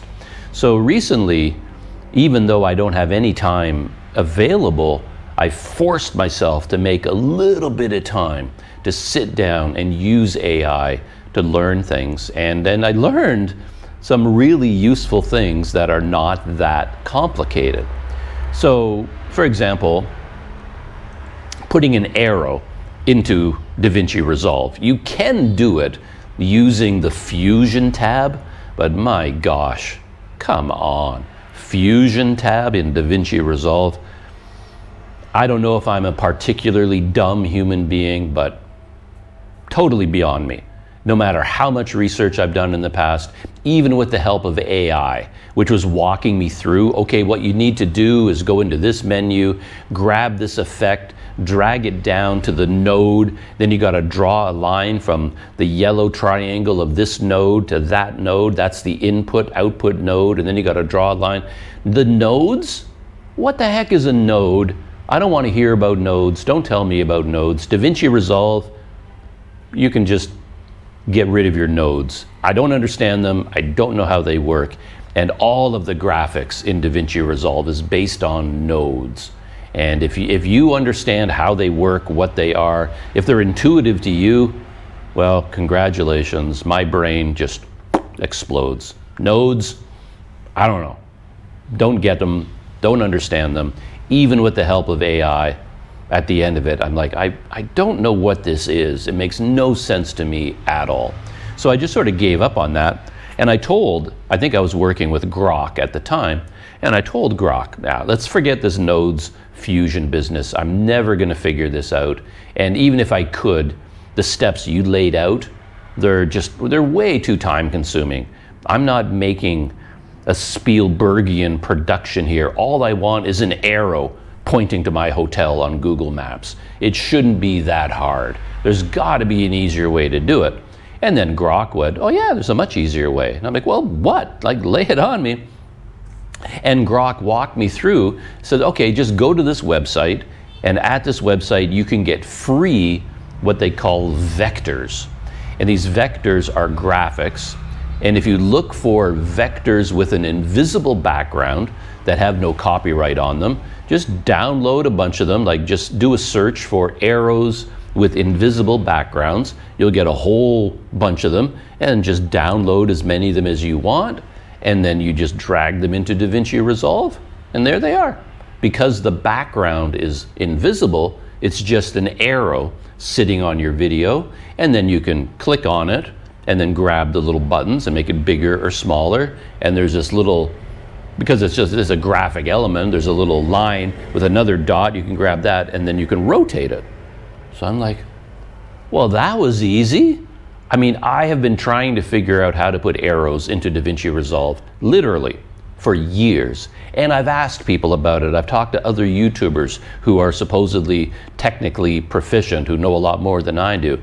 And nobody has ever said, oh, why don't you just download one of these vectors with an invisible background and just drag and drop? There it is. It's like, oh, for Pete's sake. It is so easy to do. And finally, I know how to do it. And then, I'm such a dummy. In DaVinci Resolve, they have bins. I hate bins. I hate the word bins. Like, what was wrong with folders? Like, don't talk to me about your bins. They're folders. But the folder, the bins in DaVinci Resolve, I've never been able to figure them out, because when you start up DaVinci Resolve, you've got your master bin, and then you've got smart bins, and under smart bins there's another category of bins. And I've been working with these things because every time I edit a video, I start from scratch. Like, it is a blank canvas, and I have to import everything I'm going to need. And I keep thinking, there must be a way to automate this. And I had my own ways of automating it that worked for me, but it was very clunky. And I thought there must be a way to have a bin that is available to you no matter where you are in DaVinci Resolve. Like, every time you open up a new video project, boom, there's your arrows. You don't have to go searching for them. You don't got it. They're always there. And I try to use the smart bins. I'm trying to use the master bins. I'm doing this, bins. I can't figure out how they work, what they're for. So I asked AI, and AI said, oh, it's easy. Use power bins. Like, well, what the heck is a power bin? I've been all over DaVinci Resolve. There's no power bins. There's smart bins. They don't work. And it's like, oh yeah, well, in DaVinci Resolve, power bins are hidden by default. I'm like, well, why are they hidden? And I said, well, yeah, that's DaVinci Resolve. That's their style. It's a pro program. They assume you know what you're doing. So AI told me, just go here, go there, click on the little button that says show power bins. So I clicked on show power bins, and there they were, power bins. I didn't know about power bins. Like, maybe I knew about them 7 or 8 years ago on an old copy of DaVinci Resolve, but then when I changed systems or got a new laptop, whatever, reinstalled DaVinci Resolve, power bins are not on by default, and I guess I forgot about them. I don't know. But up until like 2 days ago, power bins were completely unknown to me. But even DaVinci Resolve is such a frustrating program. It's so weird in so many ways because it is a pro-level program. It assumes a level of intelligence on your part that I do not have. And sometimes, though, I end up seeing something that is dumb, that makes no sense at all. But then I doubt myself because like DaVinci Resolve is for professionals. So it's probably me. I just don't understand it because when I revealed power bins, I got a new category on the left-hand side. Oh, power bins, cool. But right underneath power bins, it said master. And I'm like what, why is that there? Because at the top, there's a master bin, and that's where you put all of your media, like all my GoPro video clips go into the media pool under master. And now I've opened up power bins, but master is embedded in power bins. That doesn't make any, like, why is that there? And I'm confused by this, so I'm like, I can't figure it out. So I ask Grok, like, what's up with this master? And they say, oh, well, master means that anything you put in the master is available across all your video projects. And I thought about that for a minute, and I went, well, you're just describing power bins. You just told me that power bins, whatever you put into the power bin, is available across all projects. And Grok says, yes. So what's the point of the master? He says, well, the master are available across all projects. I said, well, all power bins are available across all projects. So this master bin is just confusing, just cluttering up the screen, and it makes no sense. Like, it doesn't need to be there. It's duplicating, because power bin and master bin, in this case, are exactly the same thing. And I eventually convinced Grok, and Grok, yeah, you know, you're right. That really doesn't make any sense. That's illogical. But that's just the way they do it. And the bad thing about this is that in the media pool, you only have a very narrow room to put in your bins, your folders, and then you try to give each bin a name, and then you want to have a nested structure. So you might have power bins, then you have graphics, then you have underneath graphics, arrows, boxes, squares. Like, you divide your elements up into categories and you organize them in a hierarchical nested structure of folders. But when you do that, your folders start moving out to the side, and then they go off the screen and you can't read them anymore. So that real estate is really, really valuable. But now what they've done is they put power bins, and right underneath it they have a category called master, and then everything has to go inside the master folder. But because the master is there, it takes up half the screen, and you only have the other half of the screen for your folders. I'm like, well, that's so stupid, because all that master folder does is take away valuable real estate. Like, is there any way I can just get rid of this master folder, because it's exactly the same thing as the power bins folder? And Grok said no. And I confirmed, I tried and tried and tried. There's no way to do it.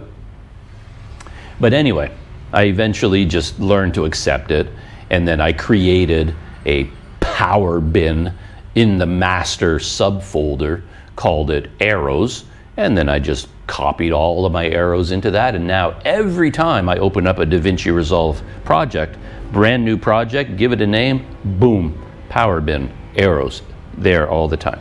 So the AI helped me with that, which I thought was amazing. And that's just the beginning. That's just the easy part of my story.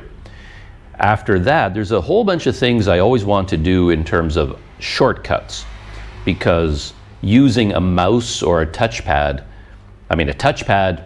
I just turn mine off. I don't even need a touchpad on my laptop. I use a mouse.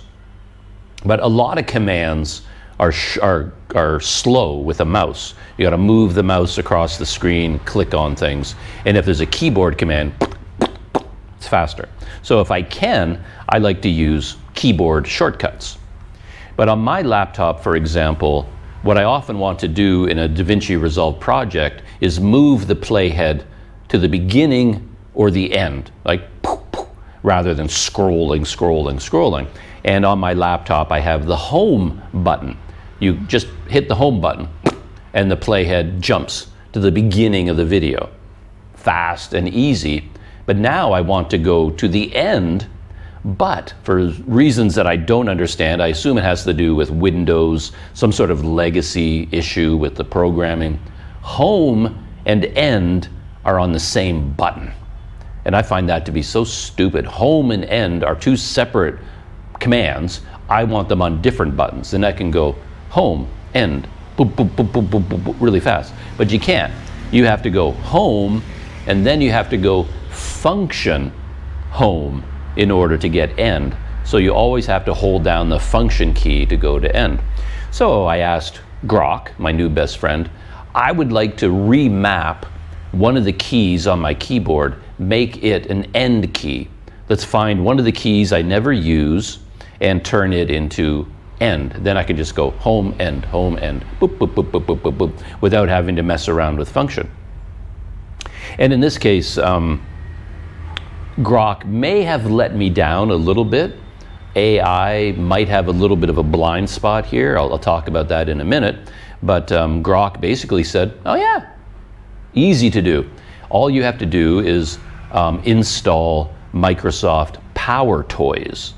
And this was a brand new thing to me. I'd never heard of PowerToys. But I guess PowerToys is like a group of tools that can modify all kinds of settings inside Windows, a Windows laptop. So these are all kinds of fancy features that don't come automatically with Windows. But if you download PowerToys, it gives you a suite of maybe 20 fancy things you can turn on or off. And one of them is a keyboard manager. It's by default, it's off, but I downloaded PowerToys, and then I turned Keyboard Manager on, and then Grok walked me through the process. It was kind of confusing, but I followed the steps. And so on my laptop, on the right-hand side, I have a number pad. And originally, I wasn't that happy about having a number pad because I don't use it. I'm not an accountant. I mean, just like on a gaming computer, gaming computers come with number pads. That's just the way they are because gamers are doing their thing with the number pad. So gaming laptops have number pads. And I thought, oh, that'd be fine. It's not a big deal. But I did find with my laptop, if I have it centered on my lap, because of the number pad, the keyboard is shifted to the left a little bit. So it's like for my fingers to sit on the home row, it's like over here a little bit. So I always have the laptop on my lap a little bit to the right. I have to adjust to the position of the keyboard. Otherwise, the number pad gets in the way. So it's been a little bit annoying to have that number pad. But now I'm happy to have that number pad because I never use any of it. And now all those keys, I can modify them and turn them into shortcuts. So right underneath the home end button, there's the minus button because the number pad is mathematical. It has a plus minus button. And I never use it. Not once have I ever used it. So I remapped minus and turned it into an end button. Amazing. It helped so much in DaVinci Resolve. You know, home, end, home, end, home, end, boop, boop, boop, boop, boop, boop, boop. I just have to train, because right now my brain is hardwired for function home. I've done that a lot. So function home, function home. Now I just have to stop myself every time I think function home. No, you don't have to do that. Just go minus key, goes to the end. And I'm slowly rewiring my brain. And it's so much more convenient, so much faster. But then, this is where AI might have a blind spot. I wanted to do something else, another command remapping of the keyboard, something quite a bit more challenging, I guess. What I wanted to do was take a DaVinci Resolve command, which is Control B, And Control B cuts your video clip. So if you got a video clip, you want to cut it in half, Control B cuts it at the playhead. And Control B, yeah, I mean, it takes two hands. If I'm doing something with my mouse, and now I've moved my playhead where I want to cut, now I have to move my hand off the mouse, Control B, and then go back to it. It's an inefficient movement. So I wanted to remap Control B to a single keystroke, and more importantly, I wanted it to be a left-hand key. So here, there's a bit of a problem with my keyboard because the number pad is on the right, and all those keys are available for shortcuts, but to use those, I use my right hand, so I still have to take my hand off the mouse, hit the button, back to the mouse. And that's a little bit inefficient. I want to keep my right hand on the mouse and never raise it off the mouse, and then I can use my left hand for all these single keystrokes. But DaVinci Resolve, Control B, so I was looking at my keyboard and I found one of them, like there's a key that has they call it back tick. I think it's the back tick key. It has a tilde and then a back tick. I don't know what a back tick is. I kind of know what a tilde is, and I can safely say I have never in my life ever needed to use either symbol. So I can use the back tick key. So then I asked Grok, okay, how can we remap this to something in DaVinci Resolve? Or maybe the tab key, like hitting tab once, maybe that can be cut. Anyway, I got into this discussion with DaVinci Resolve, and there were some issues there. There were some problems with using the PowerToys keyboard manager, because this was like inside DaVinci Resolve, and I wanted the key to do one thing inside DaVinci Resolve, but then I wanted it to do something else when I exit DaVinci Resolve. And Keyboard Manager can't do that. And then Grok said, oh, just use AutoHotkeys. And I'm like, what? AutoHotkeys? And then I did my own research into it. I did some reading. I don't fully take everything the AI says and run with it. Obviously, I start there, and then I do my own due diligence. And as it turns out, yeah, AutoHotkeys is a pretty cool thing if you have a Windows laptop, and everybody uses it. However, it requires some what they call scripting knowledge. And without AI, I would have looked at it, I would have downloaded AutoHotkeys, I would have looked at the menu system. Okay, how do I do this? And after about 6 hours, I would have given up. I would have started screaming, banging my head against the wall, and I would have deleted AutoHotkeys, because there's no way I'm ever going to figure it out. Not a chance. I don't have the time, I don't have the intelligence, can't do it.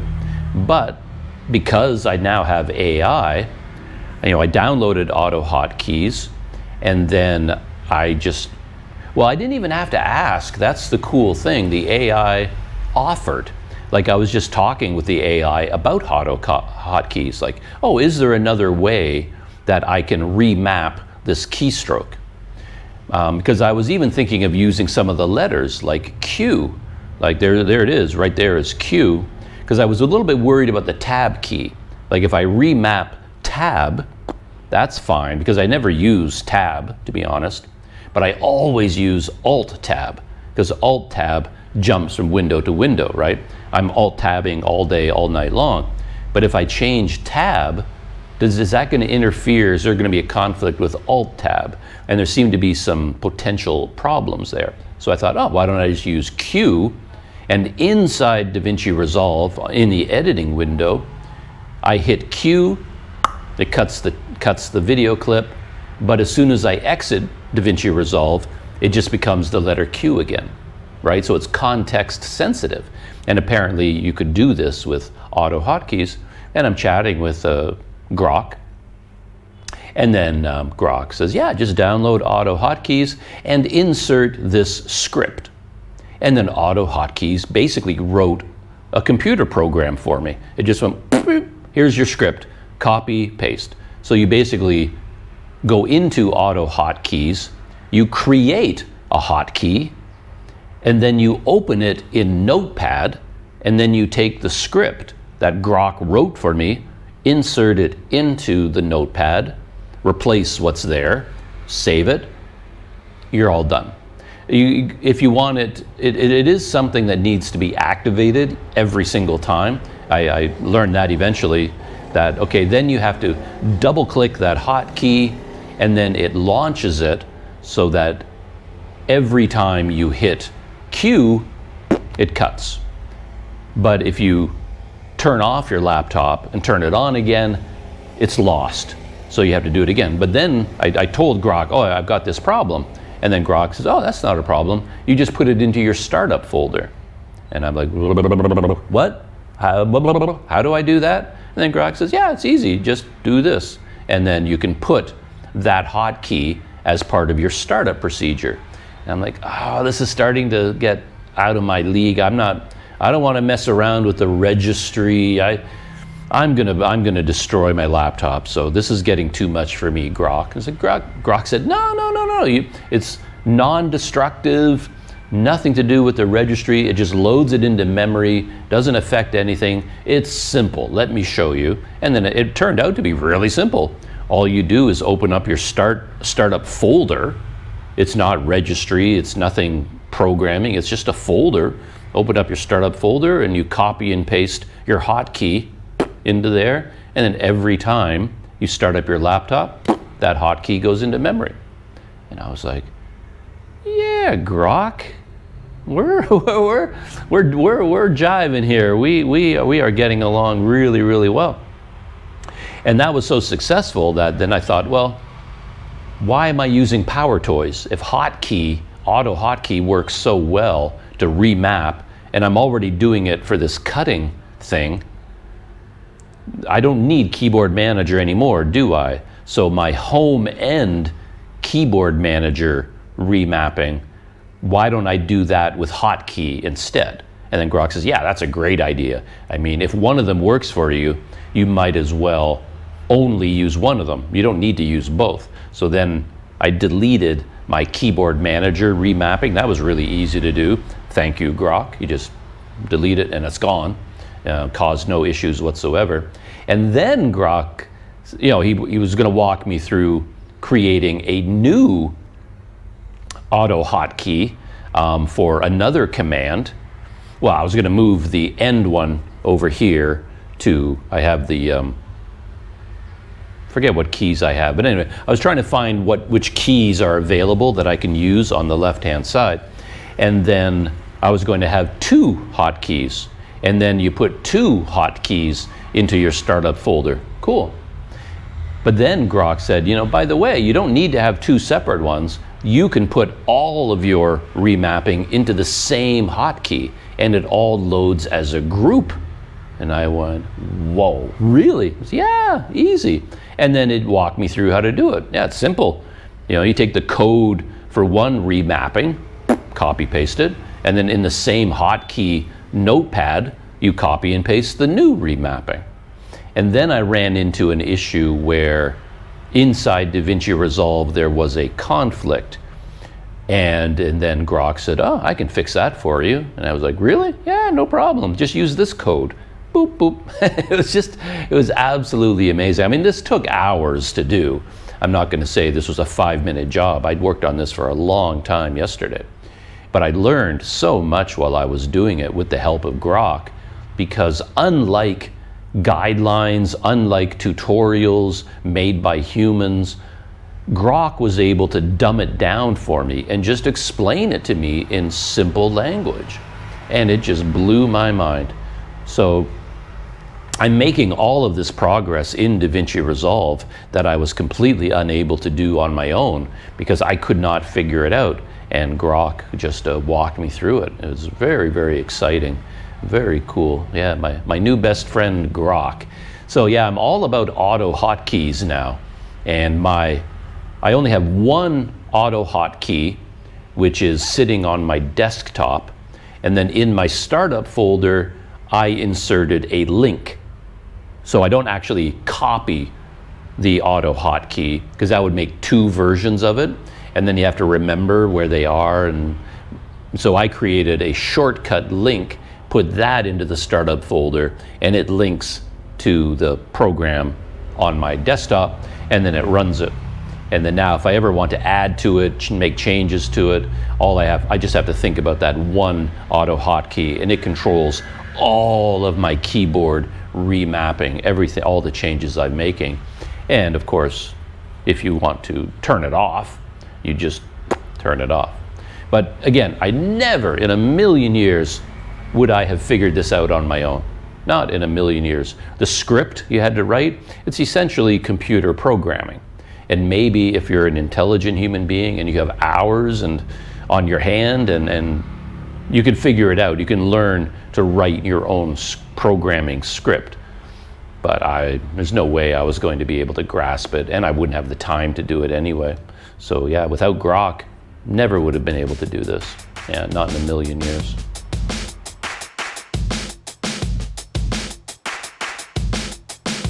If you love technology talk, you are in luck, because there is more. Believe it or not, there's more.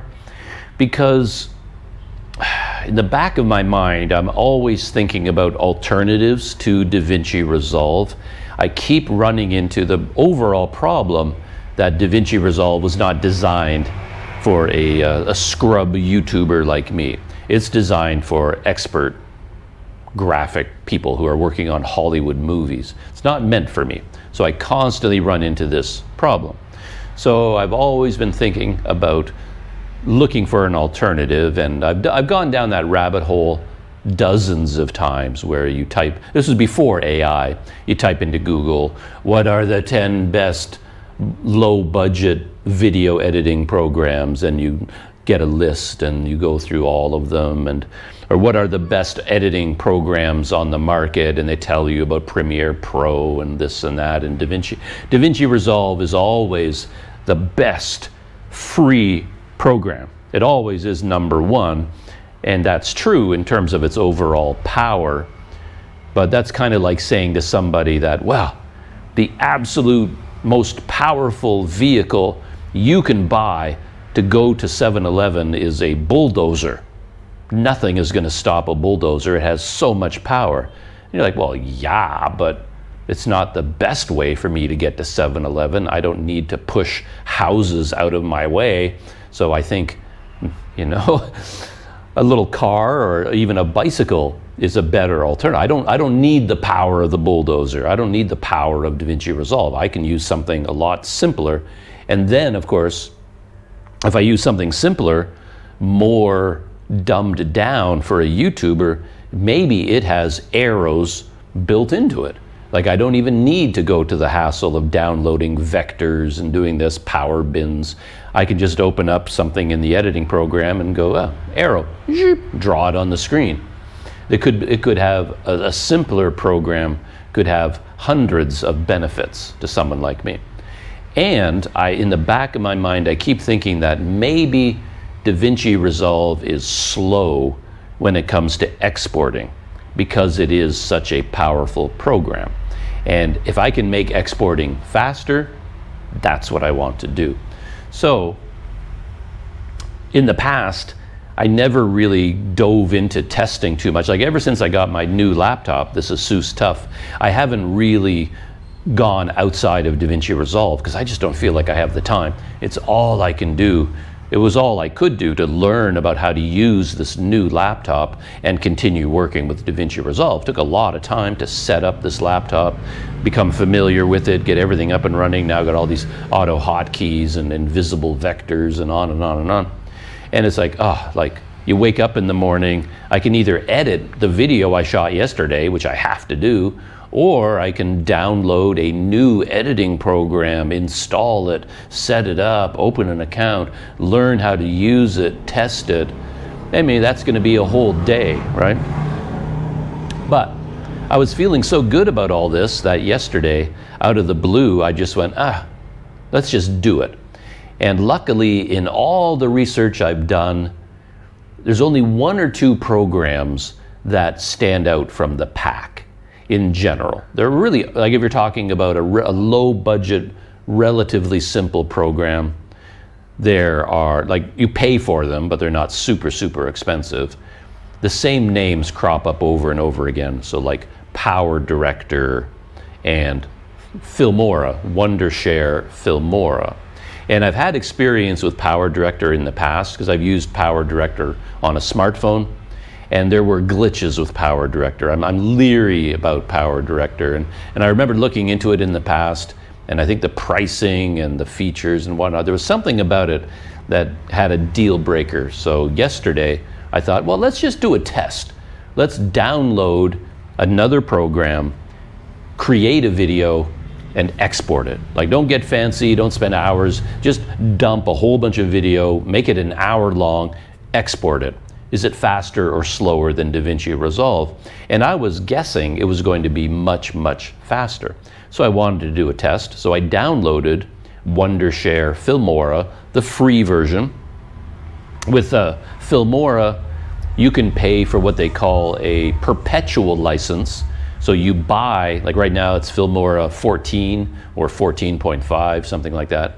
You can buy it for $50 US, and you own that.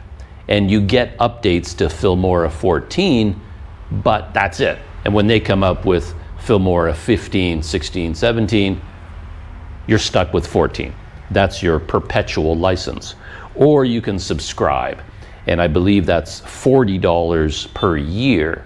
And then that gives you full access to Filmora, and then when they release Filmora 15, you get that.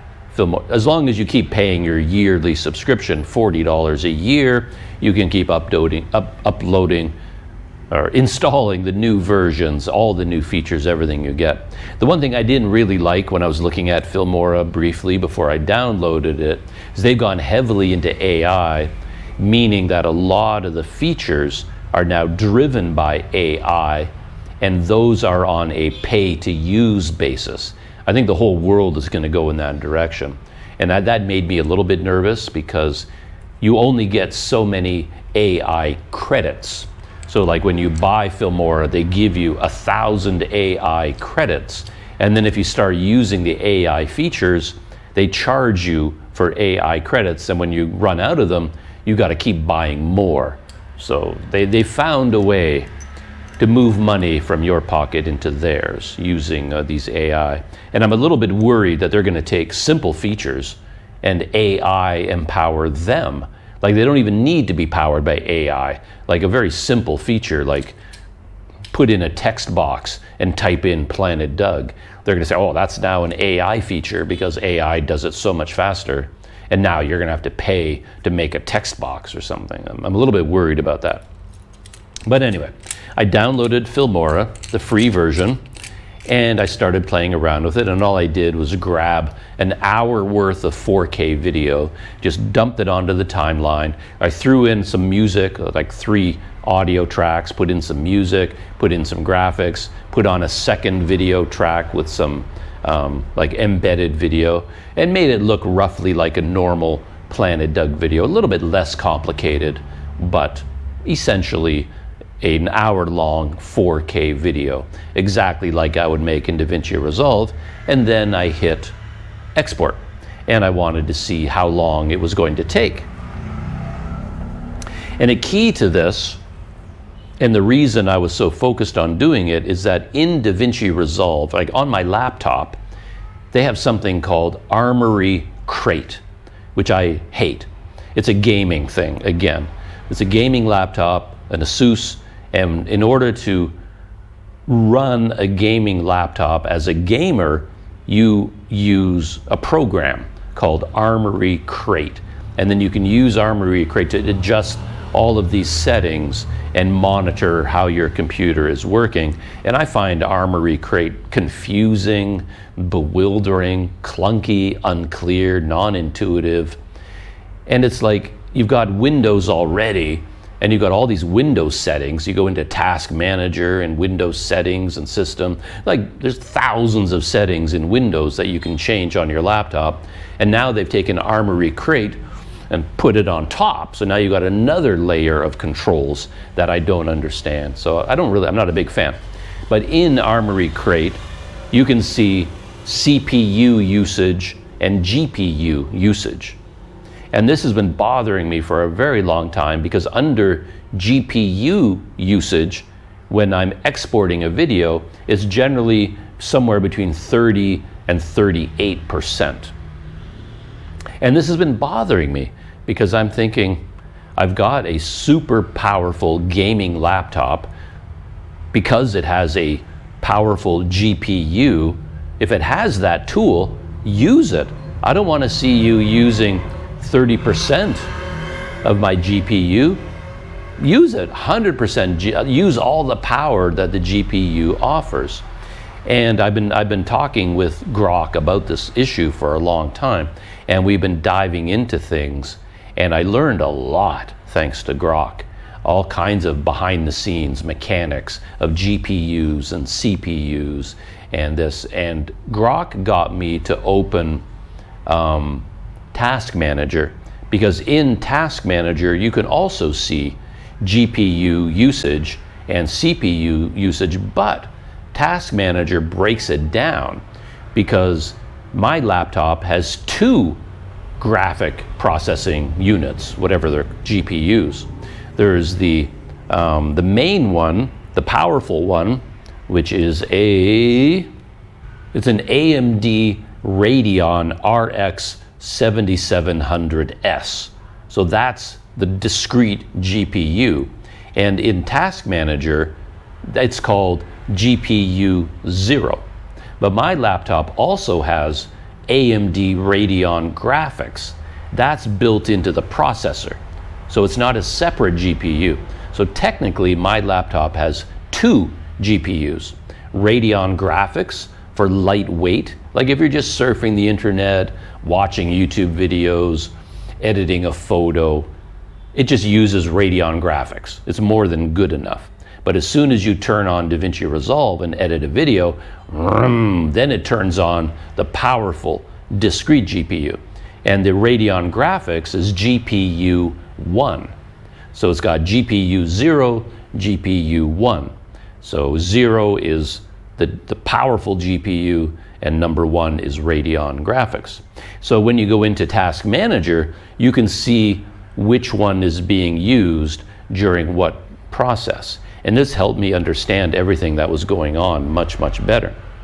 And then when I was running Filmora to export the video, I noticed something very, very interesting. I went into Task Manager, as Grok suggested, and suddenly GPU 0 was at 100%, right?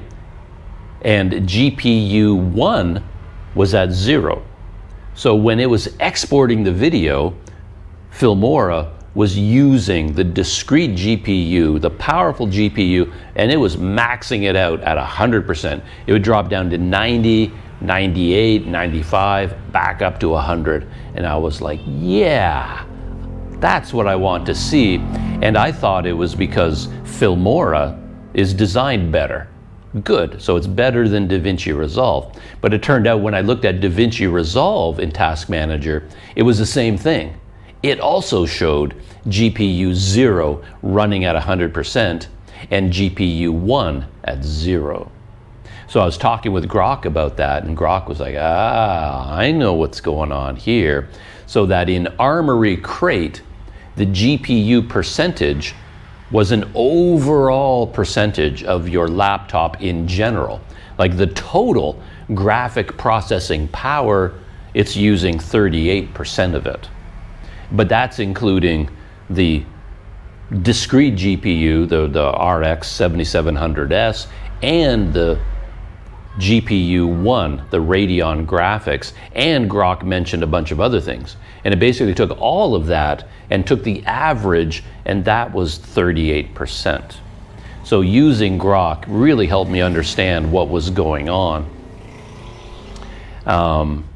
In terms of, I ended up feeling so much better, because all this time I was under the impression that my laptop wasn't even using the powerful GPU. It was using 30% of it. I was like, well, then why do I have it?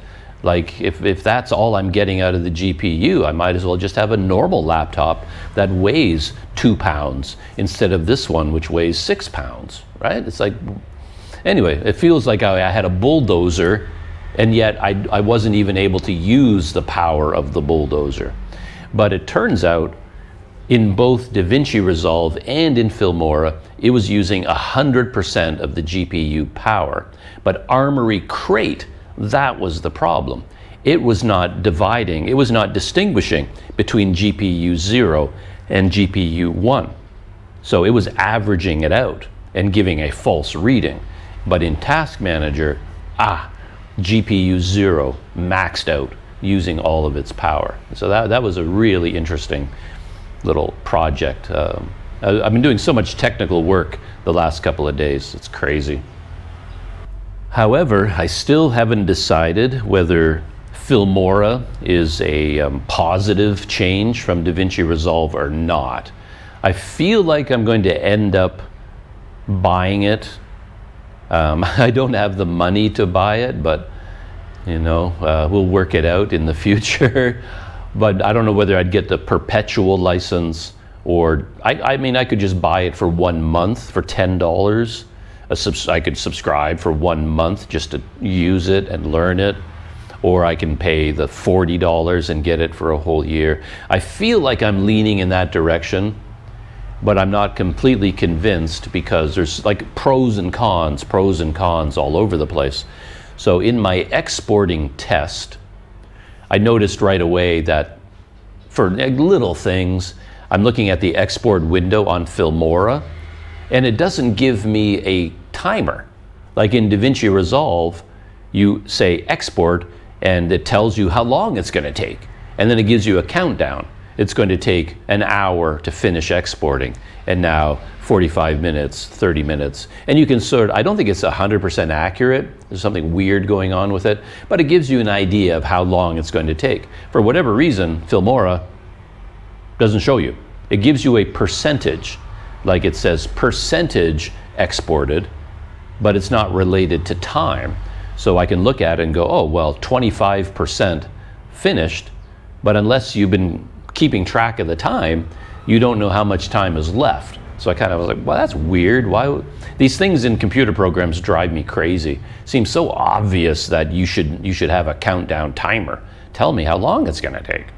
But Filmora was even more complicated, and I would have had zero chance of understanding it without Grok, because Filmora gives me 2 numbers. On the top was a percentage. It doesn't say what it is. It just gives you a percentage with a line, and it says 10%, 15%, 20%. But underneath it was another percentage, and that percentage was higher. So the first percentage would be like 15%, and the second percentage was like 40%. And I'm like, well, what do these 2 numbers mean? I have no idea. It was so confusing. So back to Grok, and I told Grok my problem. So yeah, I'm trying to learn about Filmora, but there's a lot of confusing things, and I noticed these 2 percentages. Can you tell me what this means? Why are there 2 percentages? And then Grok was like, yes, I can tell you what that means. It was just absolutely amazing, because without AI, I would have had no chance of figuring this out on my own. I would have spent hours researching and asking people, and I never would have gotten a clear answer. But the way Grok broke it down for me is that when you're exporting a video, there's 2 things going on. You are rendering the video, which is basically taking your video project and then applying all of the editing commands, the text, the color grading, the speed. So you're taking your video and you're rendering it, applying everything, and then once a frame of that video has been rendered, then it needs to be encoded. Rendering and encoding are 2 different steps. You render it, then you encode it, and you're encoding it for some sort of a container, whether it's H.265, H.264, AVI, all these different buckets that you can put your video into. That's encoding. You got to render, then encode. And the first number, that percentage, that is how much has been encoded. But the way editing programs work, they render first, and after it's rendered, then they encode it. So Filmora would be at like 40% rendered and at 15% encoded. And while it was doing that, the GPU 0 was at 100%. And Grok says, yeah, that makes sense because it takes so much power to render. And what Filmora will do is render the entire video. So the rendering is being emphasized and just going, and it gets to 100%, but the encoding could still be at 25%. So it completes 100% rendering. And okay, the whole thing's been rendered, now let's encode it. And the rendering goes faster because more power is being used for the rendering. And then once the rendering is done, then it encodes it. And those are the two different numbers. And I was like, I never ever would have understood it without Grok. And again, if I had asked one of my technical friends to explain it to me, they would use language beyond my pay grade.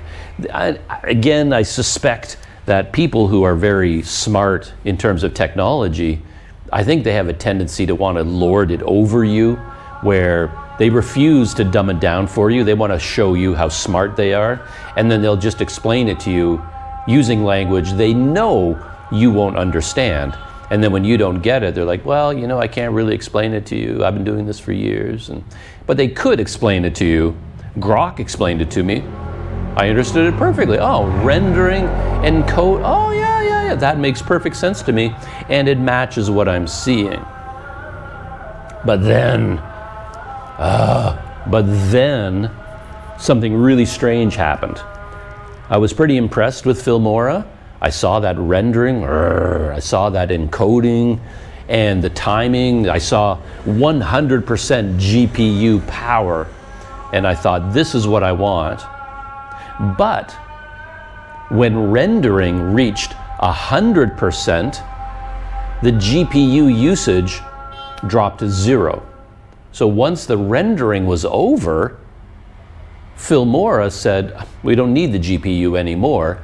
And I saw that my CPU went from 20% usage to 100% usage.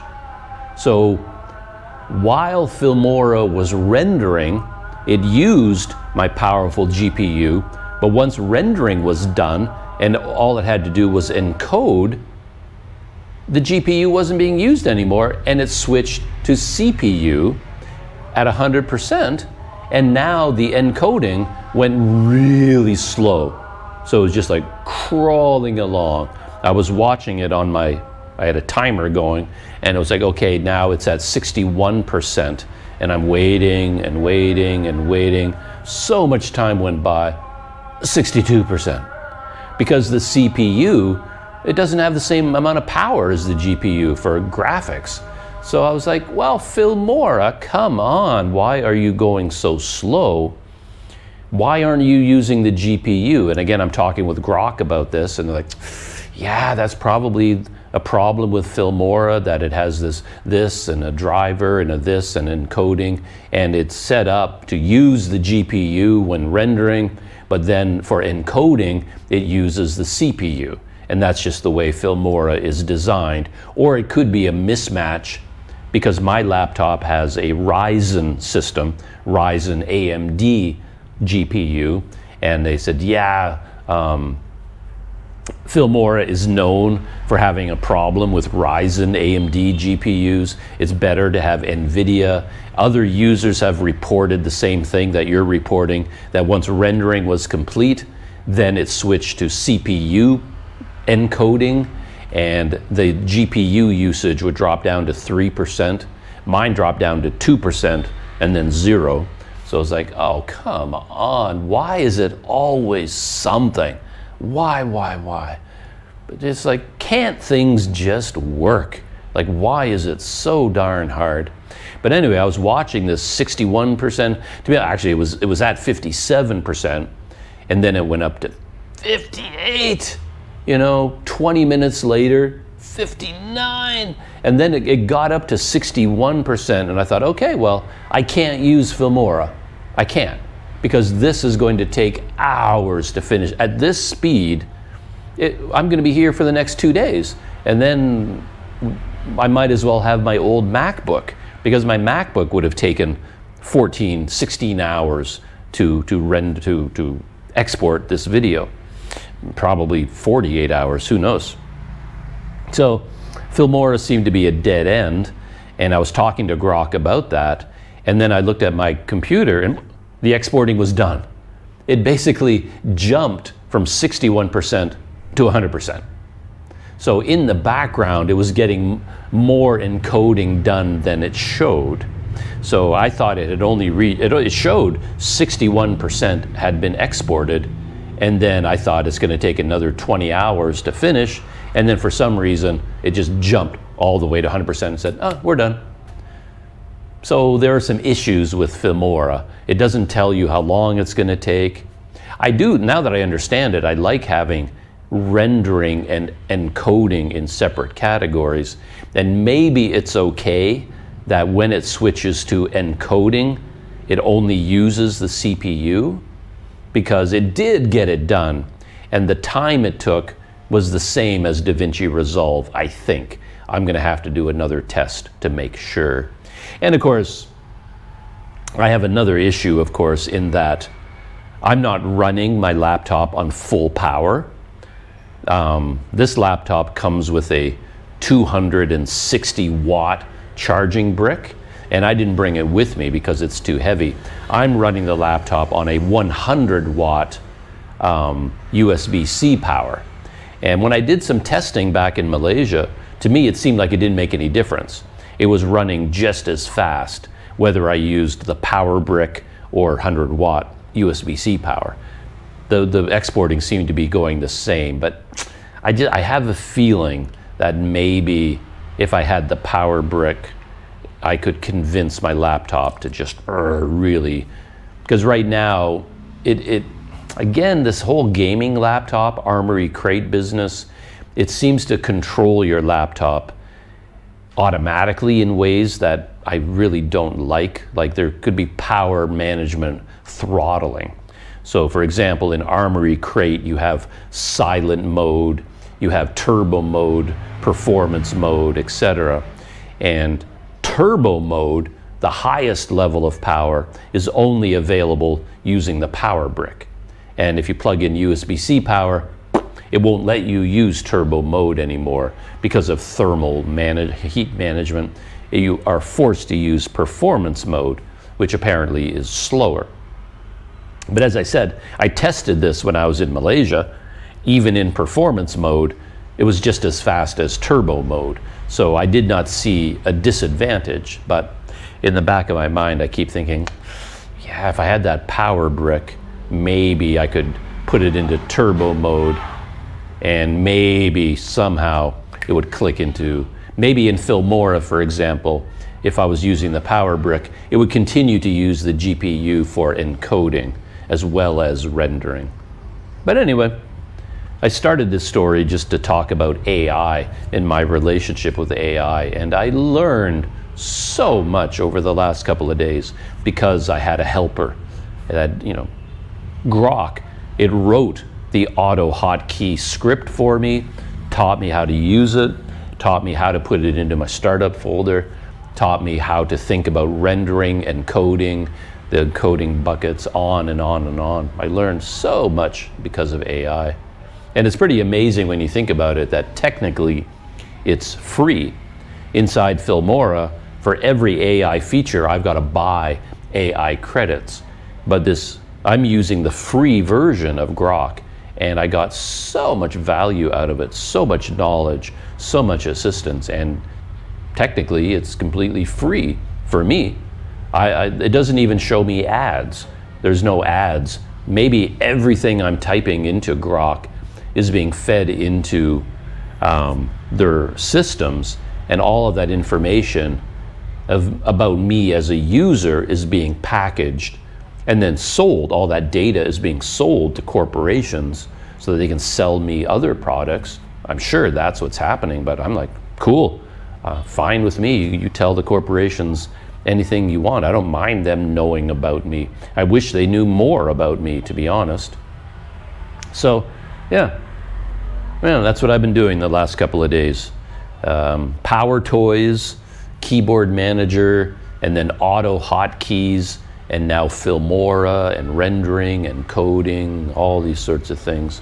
Yeah, really, putting arrows into DaVinci Resolve, using invisible background vectors, power bins.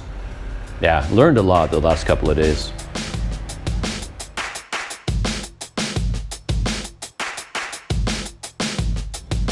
I took a quick break to reset, make another cup of coffee, and as I've talked about in a previous video, also take a bucket bath.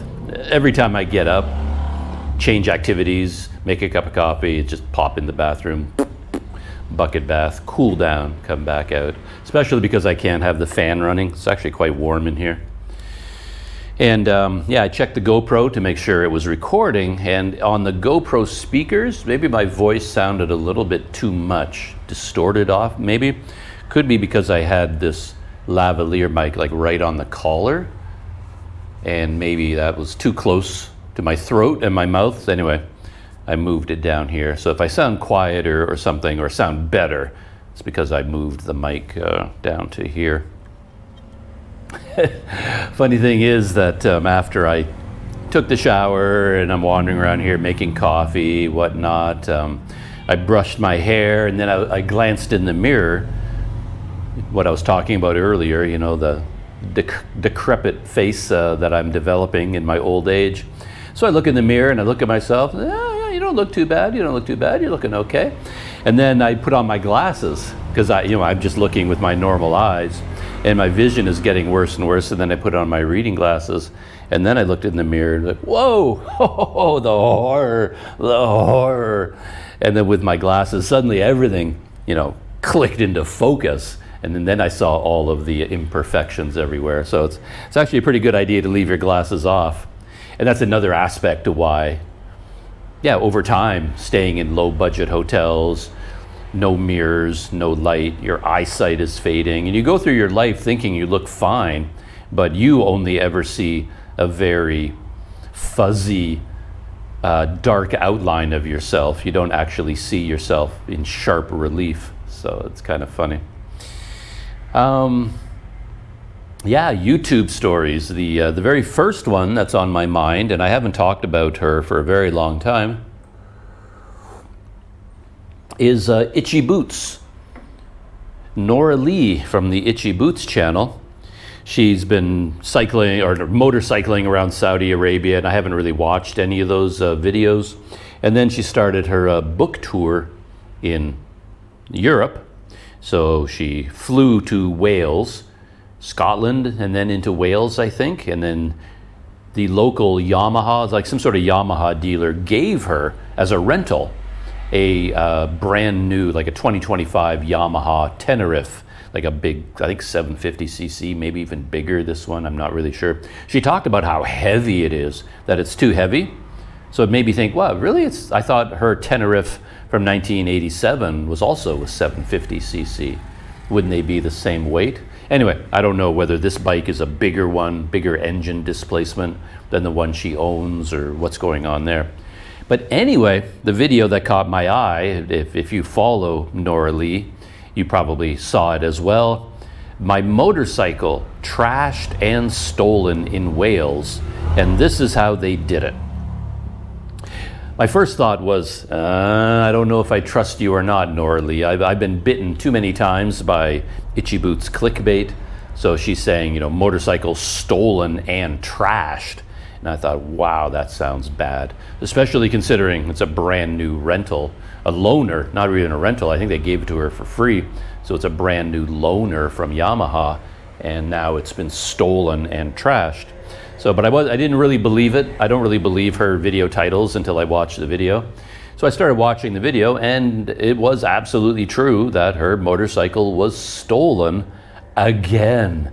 That is crazy, because she had her motorcycle stolen when she was in Iraq, and that was a big drama because for some reason those thieves cut the wiring harness, probably either in an attempt to bypass the wiring and start up the motor, or bypass security. Anyway, they cut the wiring harness, or they did it just to be mean, just to punish her, that they weren't able to actually steal her motorbike, so they thought, let's just damage it and cut the wiring. Could have been either one.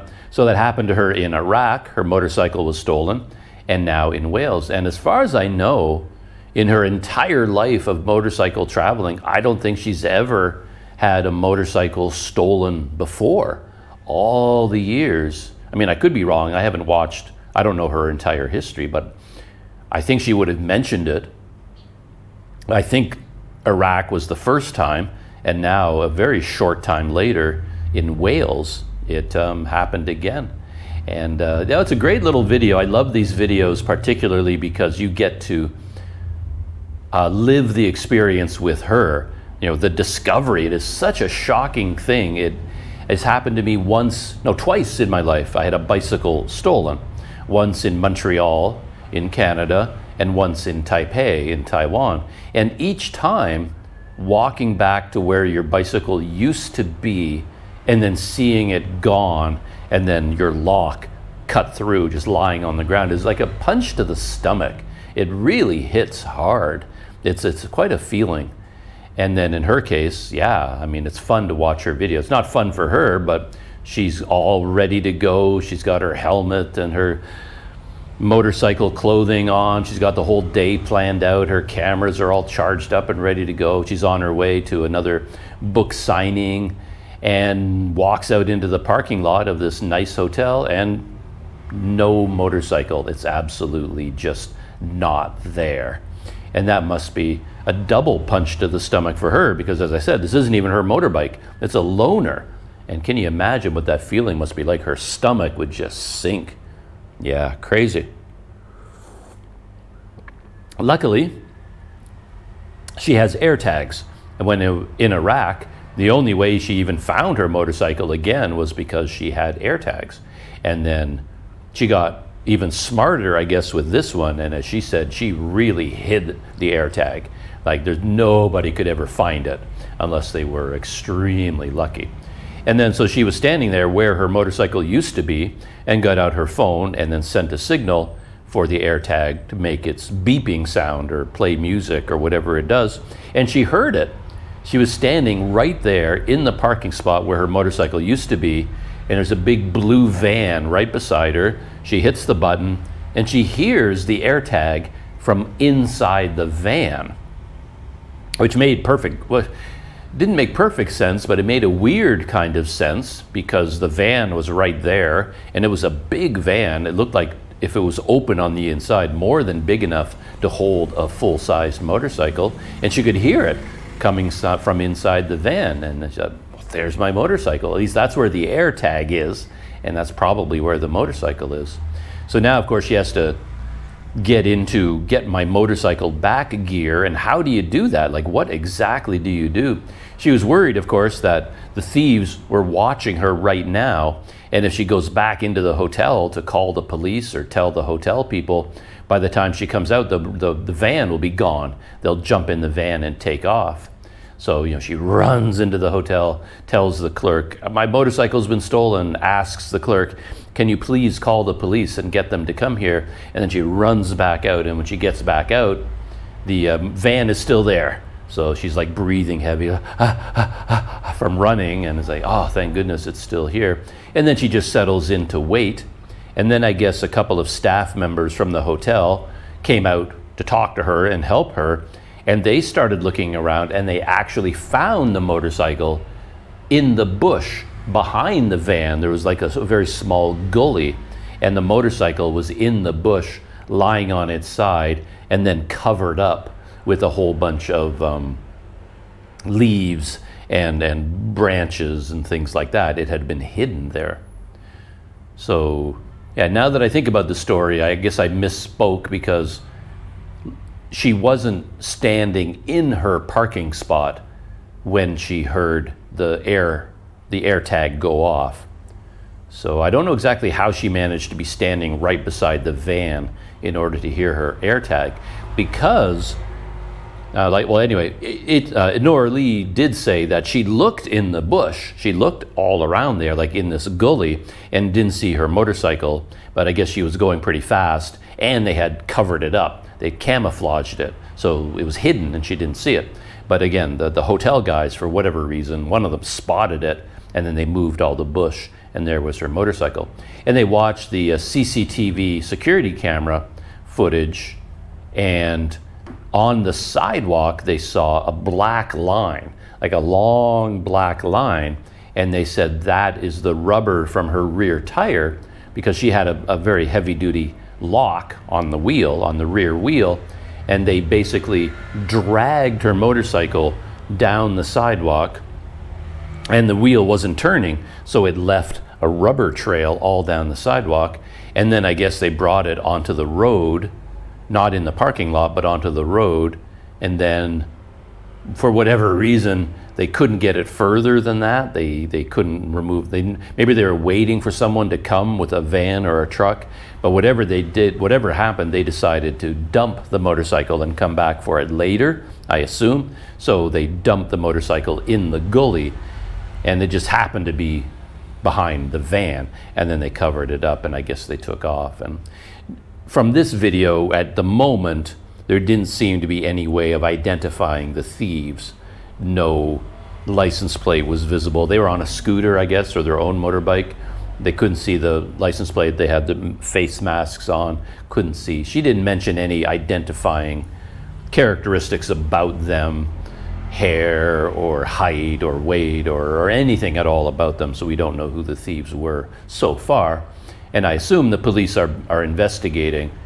There's nothing that can be worse for a country's reputation than having Nora Lee's motorcycle stolen. I mean, she is such a darling of the YouTube world and of the motorcycling community. To have her motorcycle stolen in Wales, now that's a real black eye for Wales.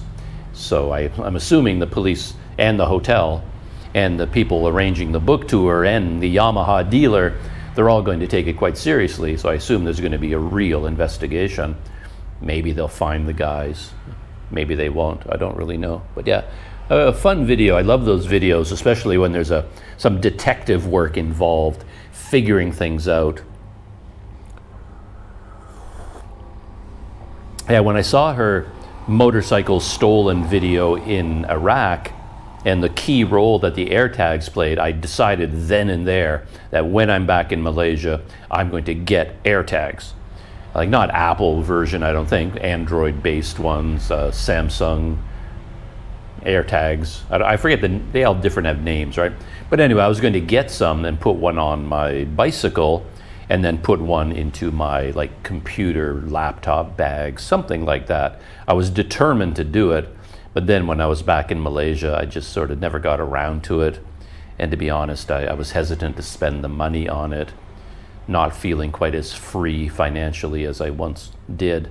So yeah, I never did buy any AirTags. But now watching this video, I mean, my bicycle is nothing like as valuable as her motorcycle or as important. So I think if I walked down now and my bicycle was gone, I would probably just kind of look at the empty spot and go, oh well, and then go get on with my life. It wouldn't be such a huge tragedy, but it would be nice to get it back if it were stolen, and then yeah, have an AirTag, and it would be fun.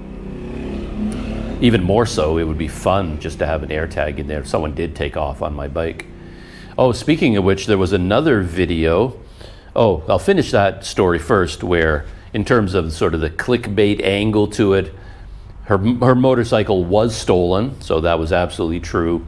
And she did say trashed in her video title, and I kind of looked at that and went, not really. It wasn't trashed. It was scratched up a little bit on the side.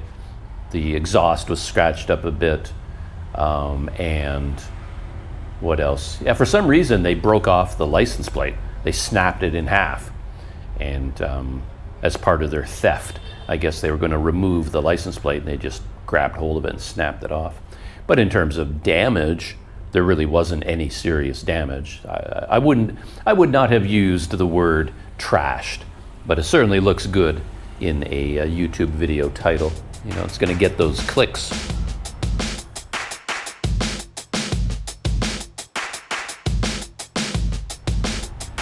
But in terms of things being stolen, I didn't do a deep dive into this video, but I noticed it late last night. Camera Conspiracies, Casey from Canada, he's a camera reviewer YouTuber. Just give me a quick second here to call up the video. There it is. So there's the video, I Caught a Thief. And I really enjoyed this video from Casey. The title is, Someone Ran Away with My Camera, but I Caught Him. And that is 100% accurate. That's exactly what happens. As a camera reviewer, he's constantly buying and selling cameras. And he's often been given really nice camera systems. And then he reviews it and talks about it, uses it for a while, and then he puts it on the market. So he does a lot of buying and selling. And he had a very expensive Canon C70 that he had on the market, and I guess it's been replaced by a C80. So he's having a lot of trouble selling the C70, and he gets messages all the time from people, oh, is the camera still available? And it peters out.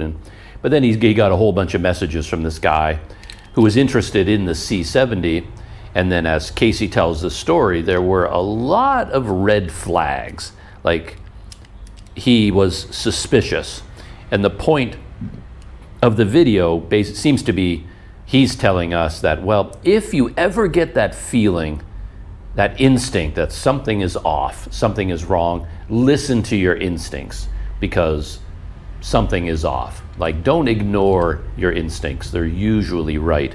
And in this case, there were a lot of red flags.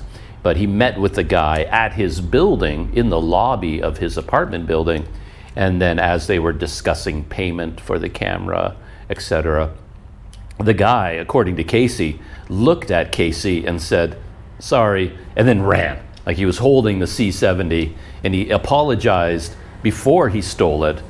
And originally, I think their idea was to do a fake payment, that they were trying to scam Casey by making it look like they deposited like $5,000 to his account, and they'd show him a receipt on their phone. Look, we paid. It's been deposited. But Casey was suspicious, so he wasn't willing to give up the camera just yet. He wanted to confirm that the money was in his account. And then when he looked back in his apartment on his computer, the money wasn't there. So he's like, there's something weird, like it hasn't shown up yet, what's going on? And he went back down to the lobby, and I guess the guy took the camera again to look at it, and then the jig was up in terms of the fake payment, because Casey wasn't believing it. And then the guy said, sorry, and just ran out the door and ran down the block to a car that was waiting for him, and there was a driver in the car. But Casey's quite a funny guy, and he's talking about that he's a vegan, right? He's got vegan power, and he's into physical fitness, and he exercises all the time. And he says he runs 3 times a week, so you're not getting away from him. So he ran after the guy, caught up with him at the car, and then the guy opened the door, tried to get in, and Casey closed the car door on his leg and caught him, basically. And then the guy took a swing at him with the camera, but then let go of it. So this $5,000, I'm not sure it was really worth that much, but Casey calls it, $5,000 Canon C70 goes flying through the air and smashes onto the ground. And then once the camera was free, then Casey just let go of the car door and says, all right, go. I'm not going to risk anything else. Or maybe the guys had a gun, a knife, or they'll gang up on him 2-on-1, who knows. But once the camera had been released, then he backed away and was, all right, you guys go. And it turns out, the camera was damaged. That's got to be heartbreaking. It still works, but now there's a crack on the corner and it's sort of broken there. And the whole flip out LCD screen is tilted and kind of dangles and isn't, it's just like, oh, that's just heartbreaking. You got such a beautiful piece of gear like that, and now it's got this dangling. It's just heartbreaking. But anyway, he did get the camera back. He managed to run and catch the thief. But yeah, what a crazy, crazy story. And yeah. So who knows? I don't think anything will happen in terms of, Casey didn't report, I don't think he's going to report it to the police or anything like that. In fact, he has the guy's phone number because they've been sending messages back and forth and emails back and forth. So he has all this contact information. And he actually sent a guy the message that said, "I forgive you." I don't know why Casey did that, but I guess he was just, I don't know, kind of guy he is. And then he sent the guy a message and said, "Hey, you know, it's not great what you did, but I understand." And he, in his video, he talks about, we can't understand the difficult position people are in. Maybe he's in a rough position in his life with children and he needs the money, and I don't know what's going on in your life, but you know, I forgive you, it's okay. And then the guy wrote back with a frowny face and a heart, and then Casey said again, "All's good, dude, you know, I forgive you." But yeah, crazy, crazy story. Yeah, so that's the YouTube story from Itchy Boots. Her motorcycle stolen again, and we'll have to wait and see whether there's any fallout. I don't think she really does a lot of follow-up material. You know, she's smarter than I am. She makes the video that's going to get 1 million views, puts it out there, and then she's not going to waste her time constantly posting updates and getting new information and, oh, update, the police have contacted the thieves and we know this. And so it's probably we'll probably never know exactly what happens with this story. But yeah, pretty fun story.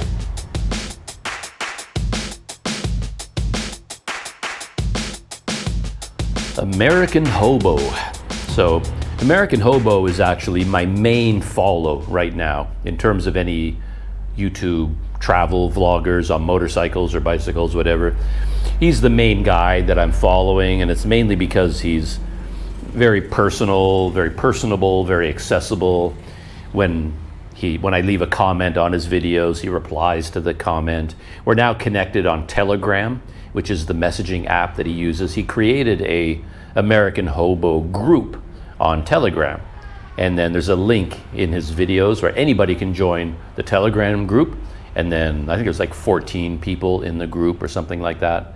So I can communicate with him directly. And his videos are very accessible. It's not like he's doing dramatic, cinematic video summaries of his journey or tourism. It's just like a daily vlog.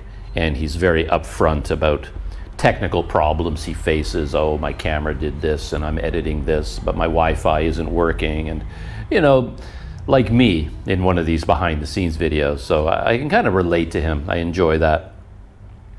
So even when it comes to something like an Itchy Boots video in Saudi Arabia, more professional, more exciting in its way, more cinematic with drone shots and all that and the music, I'm less interested in that because I'm more interested in the personal struggle of the life that somebody is leading. And then Daniel, the American Hobo, he just talks about his life at a very basic, simple level. And I relate to that. But there's way too many videos for me to talk about because it's been a while. He crossed over from Thailand into Malaysia. And then he eventually went to Georgetown, rode his bike, got it on the ferry, went over to Georgetown, and he stayed there for a while. And shot video of the streets. He actually stayed at a hostel right beside Armenian Street. And Armenian Street is like the center point of tourism for Georgetown. So that's where, you know, so many tourist shops and people go there. A lot of the artwork, street artwork. So he was right in the heart of it all. And I gave him, it's funny, I sent him a message at one point saying, like, I mean, I'm tempted to just tell you everywhere you should go in Georgetown and Penang in general, because I know quite a bit about the place and I have a lot of my favorite places. But I kind of said, yeah, but I'll I'll hold back that impulse because, as I said, people have their own way of doing things, and it'd probably be quite annoying if I just tell you, oh, you got to go here and you got to go here and you got to do this and you have to do this. Like, just leave the guy alone. Let him have his own Penang experience on his own. So that's what I said to him, but then I couldn't help it. My very next message was like 15, an itemized list of 15 of my favorite things. And I kind of tried to phrase my comment like, just in case, if you're looking for something to do, these are some of the things. Like, I didn't go into all of the obvious stuff because he doesn't need me for that. Like, everybody, you do a search about Penang, about Georgetown, well, the clan jetties, everybody knows about clan jetties. Everybody knows about Armenian Street. Everybody knows about the street art. And everybody knows about the hill with the funicular railway. Is it called Penang Hill or something? Those are all the standard big attractions. So I don't have to tell you about those, but maybe smaller things that maybe are not on everyone's radar. And I just kind of talked about a bunch of things, and I did phrase that comment and some other comments a little bit from a YouTube point of view, being in Malaysia. And I would say, being in Malaysia, the Malaysian audience would probably love to hear your take on the national dish, nasi lemak.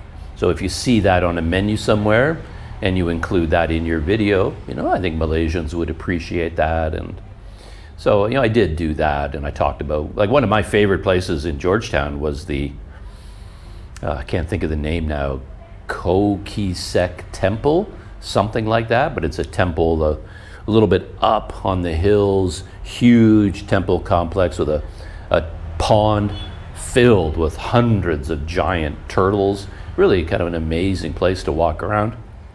And I said, yeah, I really enjoyed going there. And since he had his bicycle, I thought, you could ride your bike to this temple. If you're looking for something to do, that's an option. And then I did mention that I rode on bus 101, Rapid Penang bus 101, which goes all the way from Georgetown all the way to the Penang National Park. It's like 23 kilometers outside of Georgetown. So for the price of a city bus, you can actually see the whole coastline. You see all the beaches, these small villages, some of the cliffs. It's like nice scenery. And you pass through Batu Ferengi, quite a well-known beach town for Malaysians. And it has a history on the hippie backpacker trail. And then you end up in this far town with the entrance to the national park. And if you go there early enough in the day, you could go hiking in the park. You could hop on one of the tour boats and then take a boat tour into the national park. If not, there's all these fishing boats on the jetties. You can go exploring there. So, I was just sort of saying, I was trying to get across the idea that, okay, this is not the most amazing and astonishing experience you'll ever have in your life, but you got nothing else to do, and hop on a city bus and go for a ride and hop on the bus to come back. It's not a bad day, and it doesn't really cost anything. And so I threw that out there as a suggestion, and he did do it. But again, he went at it from a different point of view. He's much more willing to start an activity later in the day. And I have a real problem with that. I'm so focused on doing things in the morning that even 10 o'clock in the morning for me, it's too late. The day's already over. So if I'm going to do something in the morning, I have to plan ahead, and I have to go at 8 o'clock in the morning. And then if I get delayed or something, and then it's like, it's already 10 o'clock, then I cancel my plans. So if I had plans to take bus 101 out to this national park, and it was like 10 o'clock in the morning, I probably wouldn't do it. I'd delay it until the next day because I want the full day. That's just the way my brain works. And I was watching the video from Daniel, and then he was saying, I'm here at the bus terminal. Doug from Planet Doug, he told me about bus 101, and it was like 3 o'clock in the afternoon that he was there. And I kind of went, oh. And he said something in the video about, Doug told me about this bus. It's a great way to see Georgetown. And I thought, oh no, he misunderstood, or I didn't explain myself clearly. You're leaving way too late in the afternoon. It's not that kind of bus. And it doesn't show you Georgetown at all. The main advantage of this bus is it leaves Georgetown. So I thought I had misinformed him and I'd screwed up his entire day. And, this is going to be a disaster. And this is why you never give people advice, because if you give them advice and then it doesn't work out, you feel personally responsible for ruining their day. But it turns out he understood perfectly. He just misspoke when he said, Doug told me this bus is a great way to see Georgetown. Because later on he did say, oh no, this bus 101 goes all the way to the Penang National Park, 22 kilometers away. So he understood that. So then I was like, oh, thank goodness. I wrote a comment when I heard the opening to his video. I panicked, and then I went, I wrote in the comment, I probably didn't explain this very clearly, but yeah, this isn't a bus for a quick trip around the city. This is an all-day adventure. And I wrote out this whole comment, but then it turns out he knew all that. He's just more willing to leave at 3 o'clock in the afternoon. That's fine with him. He'll, get out there in an hour and a half, and it'll be 4:30, and then he'll look around. And so he doesn't mind being out somewhere when the sun goes down, and now he's trying to find a bus, and he's getting back in the dark. And for him, that's fine. Even on his cycling days, I find it hard to believe, but again, on my cycling trips, the first couple of days of the trip, okay, I'm getting on the road, maybe the very first morning, 10 o'clock in the morning, because it took a long time to get ready the very first time. But the second day, I'm already aiming at, I want to be on the road at dawn. And then the second day, of course, I'm still not really prepared. So I might be on the road at 9 o'clock, and then the next day at 8. And eventually my goal is to be on the road cycling as the sun is coming up. And that's the only way I feel good about the day.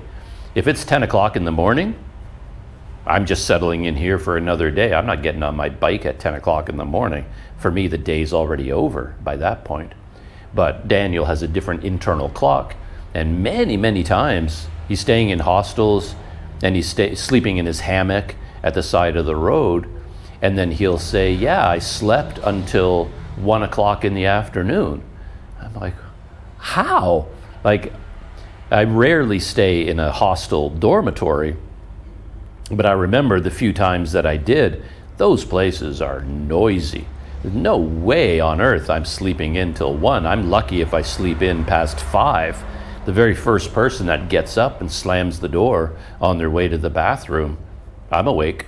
So not a chance. And sleeping in a hammock at the side of the road with the roar of the traffic of Thailand going by, and he sleeps until 1? I'm like, what? How do you do that? There's no way I could do it.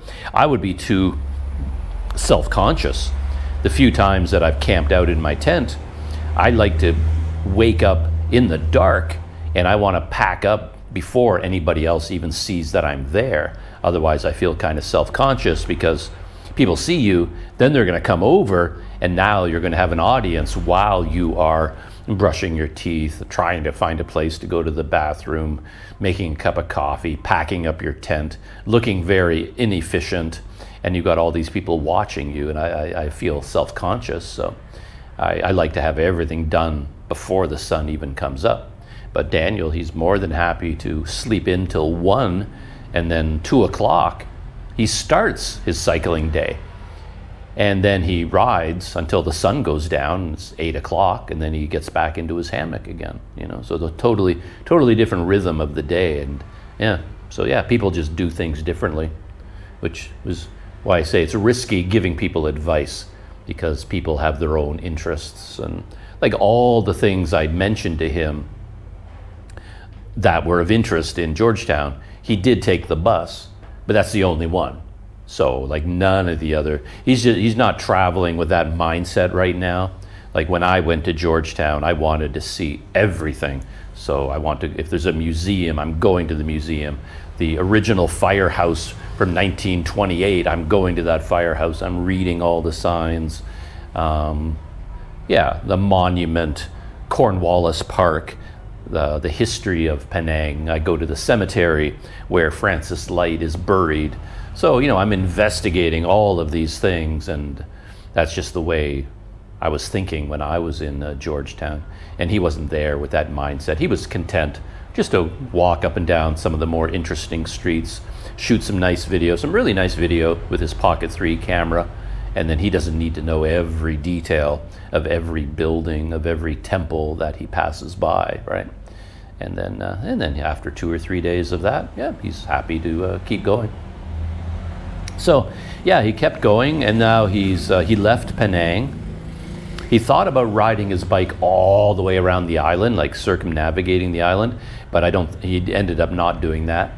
And then he got on his bike, and he's now riding towards KL. I don't know whether he has plans to go to Kuala Lumpur. I'm assuming so, like why not? But at the same time, I'm thinking like me, like if you're in Malaysia, why would you skip Kuala Lumpur? Because there are so many things to see and do in Kuala Lumpur, in my humble opinion. But with his mindset, he would probably go to Kuala Lumpur, and he would not feel the need to go to every museum in the city, every night market, everything, right? He would just absorb the atmosphere and move on. So for him to skip Kuala Lumpur because cycling into the city would be so difficult and stressful, that would suit his purposes fine. I think he could skip the entire city, and it wouldn't really bother him. So I don't know whether he has plans to go to Kuala Lumpur or not, but he's sort of heading in that direction.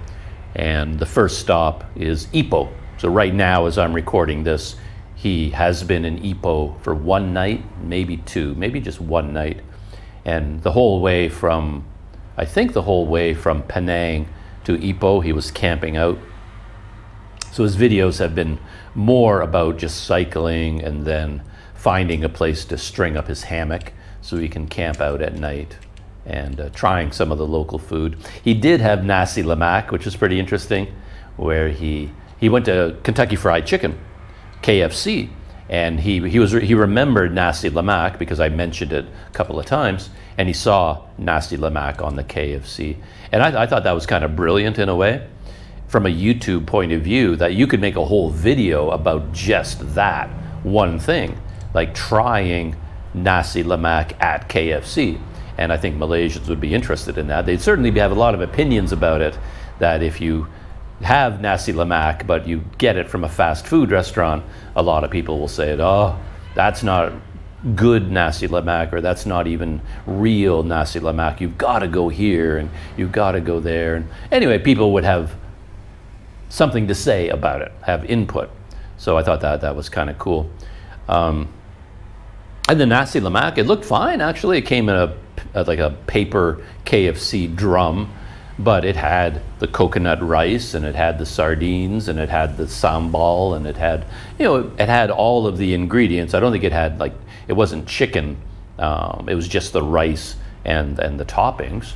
But just glancing at it, it was like, yeah, it looks like a complete nasi lemak. And whether it was good or real, or would it be acceptable to a Malaysian foodie, who knows? And that did lead to a little bit of an interesting discussion, because again, Daniel on American Hobo, he's quite upfront about this, about his YouTube channel, his hopes for it, his disappointments, and he would like to get more views. He works really hard on his videos, he puts in a lot of hours, and he does have the example of the guy from Morocco, Let's Go Cycling, and he got what I describe as the Malaysian boost, because Let's Go Cycling was in Cambodia and Thailand, these other countries, and his videos were getting like 500 views, 800 views, 1,000, like a really special video might jump up to 2,000 or something, and that was his average. And then he crossed the border into Malaysia, suddenly 40,000, 120,000 views, 80,000 views, 60,000 views. His view count just skyrocketed, and all the Malaysians, for some reason, connected with the Let's Go Cycling guy. And Daniel, the American Hobo, he saw that as an example because he was riding ahead of him and said, oh. And then he was wondering, okay, how come 80,000 people clicked on his video, but only 120 people clicked on mine? Like, what's going on here? Like, I wouldn't mind, since I'm working so hard, you know, it's not the be-all and end-all of life, but all things being equal, yeah, I wouldn't mind 40,000 people watching my video. Why not? And so he's been talking about this a little bit and thinking about it. And I wrote to him, maybe I wrote privately on Telegram, I didn't put this on YouTube, and I told him about what I call the Malaysian bump. And I see it all the time. And all the time I've been in and around Malaysia, I see YouTubers who have a very small audience for their channel. They come to Malaysia and their channel blows up because Malaysians are just tuned into YouTube and they like to see foreigners traveling in YouTube. They enjoy those videos. So everybody gets the Malaysian bump. And Let's Go Cycling is an extreme example of that. There must be something else going on there, though, because, yeah, from my point of view, again, it's my perspective, so there's nothing special in his videos. I mean, he's completely uninterested in Malaysia as a country, the language, the food, the culture, the history, the society, the music. There's no information of any kind in the videos. He doesn't fly a drone, so there's no dramatic cinematography. He barely speaks. I watched one of his most recent videos from Sumatra. Maybe I'll talk about it later. But he, if you wrote out the transcript of the entire 20-minute video, there'd probably be like 5 words in it. He would say, oh, look at the mountain. Wow. And then, wow, look at the river. Wow. Like he says wow, and then look at. Wow, look at the mountain. Wow, look at the river. Wow, look at the scenery. That's all he says for the entire video. He doesn't have any interaction with anyone. No attempt to speak the local language at all. No attempt to use Google Translate. He just goes up to people and says, what? What? And then, and then he rode his bicycle in the same road that I did when I went from Dumai to Bukit Tinggi in my own style. And in my own way, of course, I found, for me, so many fascinating things. Like even the city of Dumai to me was fascinating, and the local oil industry and this and that. And then you get into West Sumatra, the big attractions there are really stunning.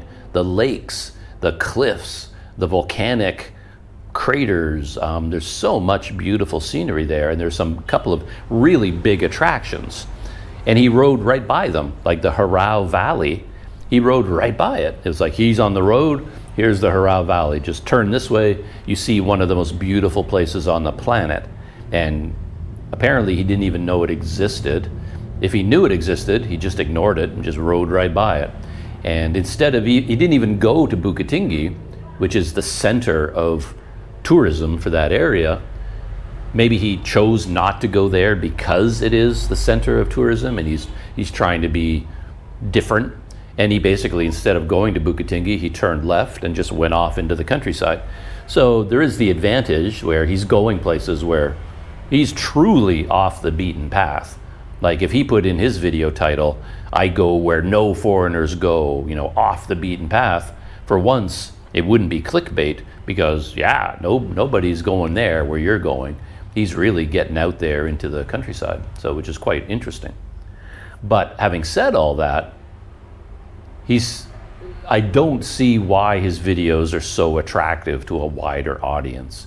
I even wrote a comment on his video just to sort of, like on the highway, there's one part of the highway where you pass by the Equator Monument 2 times because the road winds, and you go past the equator twice, and there's a big globe at the side of the road that indicates this is the equator. And to me, that's a pretty big deal. And that Equator Monument has a really interesting history. And he rode right by it. You could see it in his video, but he never noticed it, never mentioned it, didn't stop, didn't talk about it. So I kind of, I'm just trying to be informative, trying to be helpful, and says, hey, yeah, I rode my bike down, on that road, you passed by, the monument for the equator, that big ball that you saw, that was actually the equator, kind of cool. But he doesn't reply to comments generally. And eventually I went back and I deleted my comment, being petty, I suppose. But it's sort of like going to a YouTube channel and you write a long comment that you feel like adds a lot of value to their channel, a lot of information, a lot of perspective, some thoughts, some ideas. And then that YouTuber never clicks on it, never says like, never replies. I sort of feel like, well, if you can't even be bothered to just click a like, then why am I investing my time in adding value to your YouTube channel? And then I'll go back a couple of days later and go, okay, and I'll delete the comment, being a little bit petty. So that comment on his channel, I eventually deleted it because he's clearly not interested. So if I tell him about the history of the region where he is and what's there, he's not reading the comment and he doesn't care anyway, so why bother? So I won't leave any more comments, and that's kind of why I like Daniel, the American Hobo, because he does engage with people on his channel. He replies to comments and clicks a like button to say, at least I saw your comment. He acknowledges that it's there, and yeah, I like that. So it encourages me to engage more. Let's go cycling. He is not a wordsmith. He doesn't have anything to say, and he doesn't really have anything to write either. So it is a bit of a mystery to me why his videos are so popular in Malaysia. I can kind of get it. He does some clickbaity stuff. I was attacked by elephants. I haven't even watched that video, but I'm pretty sure he saw elephants. Maybe he was close to them, but I'm pretty sure he was not attacked. And then he uses some of the typical language. Like, I've never understood this video title, like, this is how Malaysians treat you. And he does it in Indonesia as well. This is how Indonesians treat you, or treat me, because he would meet some local people, and then he's chatting with them or hanging out with them, and they say, oh, would you like some food? And they give him some food and a cup of tea. Local hospitality. And then most YouTubers will make that the center point of their video, and wow, the Malaysian hospitality, this is how they treat you in Malaysia. And of course Malaysians are like, click, click, click, click. They want to see. And me being a little bit more cynical, or actually less cynical, to be honest, I could never write a video title like that, because to me that's normal human behavior. Like whenever a YouTuber talks about, wow, they're so nice to you in Malaysia, they're like implying that this is an exception, that normally people are not this nice, and that, wow, people in Malaysia are so hospitable. But I mean, I haven't been to that many countries in the world, but every country I've ever been to, everybody is nice to you. Everybody is hospitable. So for me, that is nothing unusual. Like, it wouldn't be something I would trumpet in my video title, because it's normal human behavior. I exhibit it. Like, if I see someone who needs help, I offer help. If I see another cyclist and I'm on my bicycle, I ride up to them and have a chat with them, and maybe they don't have any water. I'm like, oh, I got an extra bottle of water. Like, anything they need. I mean, to me, and I'm not going to tell you that, well, I do that because I'm such a nice guy. No, I do that because I'm a human being. And in my experience, everybody does that. So to me, this is how Indonesians treat you. It's not a headline for me. That's just normal human behavior. But anyway, he does use those titles for his videos, and I think those attract an audience. They work for some reason. But again, I am a little bit curious why he's so popular. Like I said, he didn't go to any of the tourist attractions. Like, Malaysians usually want you to go to the famous places and talk about them. He didn't go anywhere famous in Malaysia that I'm aware of. He didn't really try famous Malaysian food.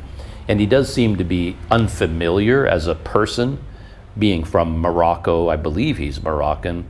And he's got a little bit of a hippie vibe going on, with long dreadlock hair. So he seems like he's out of the norm. Might be a difficult type of person for Malaysians to relate to. He's outside the norm. So I don't know why he resonated so much with the Malaysian audience, but he did. And he carried a lot of that audience with him over into Indonesia. I was expecting the views of his videos to drop to zero. Like, not zero, but back down to 1,000. Okay, in Malaysia, 40,000 views. Now you're in Sumatra. Well, Malaysians don't really care that much about Sumatra. And then the views will go down to 1,000. And the views have gone down, but not nearly as much as I was expecting. We'll see how it goes over time. But yeah, let me look up his channel really quick. Let's go cycling, and let's look at the overall thing. So here are a bunch of videos from Malaysia. But again, the titles, he hits a lot of my pet peeves. There's unbelievable. I reached the end of the road in the jungles of Malaysia. And then the next one, solo cycling to the south. And of course, I have a long-standing pet peeve with the word solo. But what isn't solo? Like on Planet Doug, solo drinking coffee. And if I go out to have lunch later on today, I'm going to go to the carnival tonight. Planet Doug goes to the carnival solo, as if anyway. My solo rant. And then the next one, unbelievable, look what happened to me in Malaysia. The next one, unbelievable how Malaysians treated me. And again, to me, that's completely believable. In my time in Malaysia, I have been the subject of a tremendous amount of hospitality. Malaysians are nice people, and to me, that's not unbelievable. That's perfectly normal Malaysian behavior. And then, for me, normal human behavior. But again, the next title, what a surprise. No. Oh, can you believe it? Food is free in this area of Malaysia. So again, I haven't watched that video either because these titles annoy me so much, I won't even click on the video. I assume he met some Malaysians, maybe in a restaurant or at the side of the road, and they gave him some food and say, hey, join us, have dinner with us. To me, again, that's normal hospitality to an outsider that you will find in every country in the world, even Canada. Canada, it's a little more difficult because it's harder to connect with people for various reasons. But if you do connect with someone in Canada, I rode my bike across Canada, and I'm a Canadian, and whenever I connected with someone in Canada, yeah, hey, come back to the house, put your tent in the backyard, have dinner with my family. Oh, want to use our washing machine, wash your clothes. I encountered that kind of hospitality all the way across Canada too. So Canadians are hospitable, Malaysians are, Indonesians are. So to me, saying, can you believe it? Well, yeah, I believe it. And unbelievable? No, it's perfectly believable. And then, anyway, so all of those videos, 47,000 views, 48,000, 38,000, 55,000, some lower numbers. But now he's in Indonesia. The first video in Indonesia, 28,000, then 23, then 21, then 23. But to be honest, those view counts are surprisingly high. I never expected 23,000 people to click on one of these videos. His most recent one is called, can you believe it? Unbelievable. Everyone wants to help me find a place to sleep. But yeah, this video I did watch. I watched all of his videos from Indonesia because I'm more interested in his experiences in Sumatra to compare them to my own. And if I remember right, in that video, he was looking for a place to sleep. So he would go up to people and speaking in English and say, oh, can I sleep here? Do you know a place? So he asked people, do you know anywhere? And then, of course, they help him find someplace. But everyone wants to help me. Well, yeah, people are helpful. That's just the way they are. Anyway, I went on that tangent because I was talking about Daniel and American Hobo. And so far, he hasn't gotten the Malaysian bump for his videos. So he's been in Malaysia for a while, a week and a half, 2 weeks, something like that. And his videos are still getting, like when he posts them, less than 100 views, and then they might climb up to 200 views. Let me just get the numbers straight in my head. There's the American Hobo. Yeah, let's see, ever since he crossed into Malaysia, going all the way back to the beginning, yeah, 200, 200, 150, 200, 150, 250, because he's in Butterworth, a little bit of a jump there, 200, 150, 200. So he's not getting the Malaysian bump. And so he's wondering why. Anyway, okay, the reason I went off on that tangent and another tangent was because of Nasi Lemak. And then we were chatting on Telegram about this, about getting more views. And then what he does on his videos, he just gives a descriptive title. So there's no subject, which I can relate to. And I told him personally that I really like it because it's so organized. So his very first video in Malaysia is Day 1, Cheap Bike Across Malaysia, Hat Yai to Kangar. Second video, Day 2, Cheap Bike Across Malaysia. Day 3, Cheap Bike Across Malaysia, etc., all the way up until his latest video, which is Day 12, Cheap Bike Across Malaysia. But I think if you want more views, an obvious thing to do would be to add a little bit more flair to the title, but without going into clickbait. So on Telegram, I'm talking about this with him and other members of his Telegram group, that in the video where he went to KFC and tried Nasi Lemak, I just wrote, like, I'm curious, like, if you put that in the title, maybe that would convince the YouTube algorithm to start spreading that video around. Because if he put in the title something like, I tried Nasi Lemak at KFC, and then, is it good? Question mark. Day 12, Cheap Bike Across Malaysia.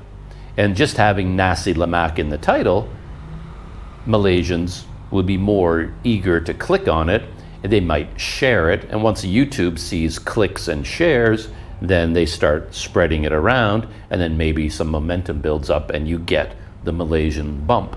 So far, he's not getting it.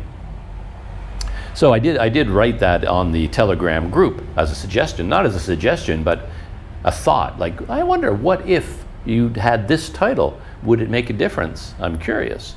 And then someone immediately jumped on that. He was joking, but someone else in the group jumped on my comment and said, hey, you're telling him that he should use Malaysian clickbait.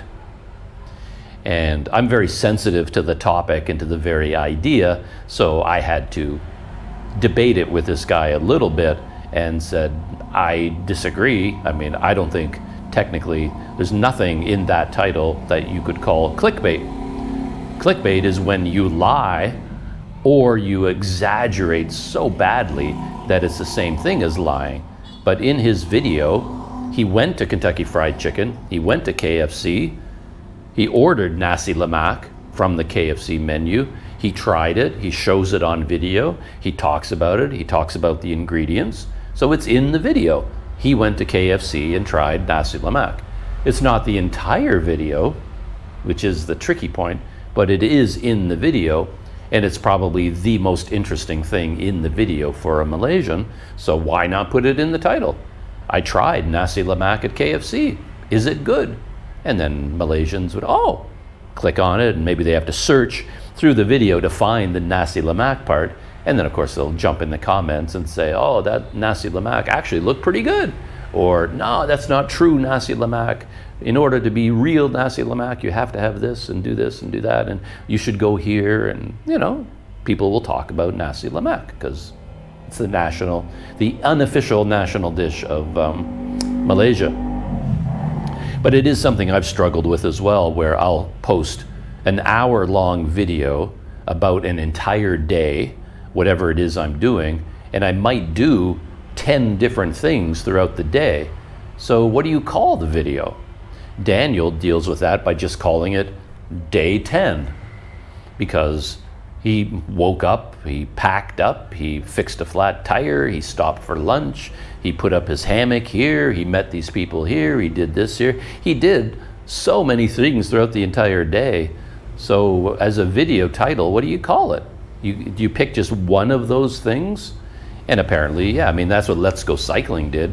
He would have a full day of activity, but he picks the most dramatic moment when he saw some elephants, and then it's like, I was attacked by elephants, and that's his video title. And then he gets, that video is like 170,000 views, right?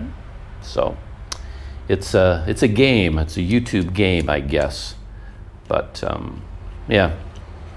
So yeah, American Hobo. Moving along, there's a lot of other things I can talk about in his videos, but I think I'll leave it there. He's in Ipoh right now, as I said, and he's going to stay there for a couple of days, get caught up on his editing and video uploading, and then he'll keep cycling from there. His eventual goal, I think, is to cross over into Sumatra on the boat, bring his bicycle. He may decide not to do that because cycling here is not as easy as it is in Malaysia. So, yeah. We'll see whether I run into him. Maybe we'll cross paths in Sumatra or on the boat or back in Malaysia or something like that. That would be interesting. But yeah, American Hobo on YouTube.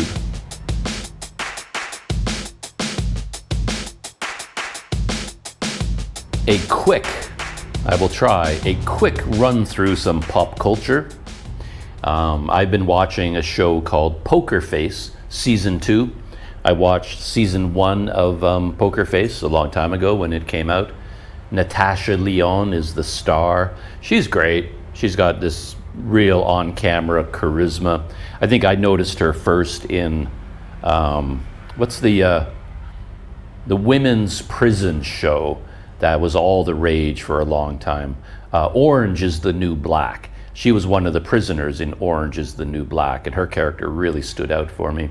And she went on to make her own show called Russian Doll. And Russian Doll was amazing. It's a little bit of a time travel, time loopy kind of thing with a lot of heartfelt sort of character-driven drama. Really, really good show. And she's been in a million things in small roles, character roles.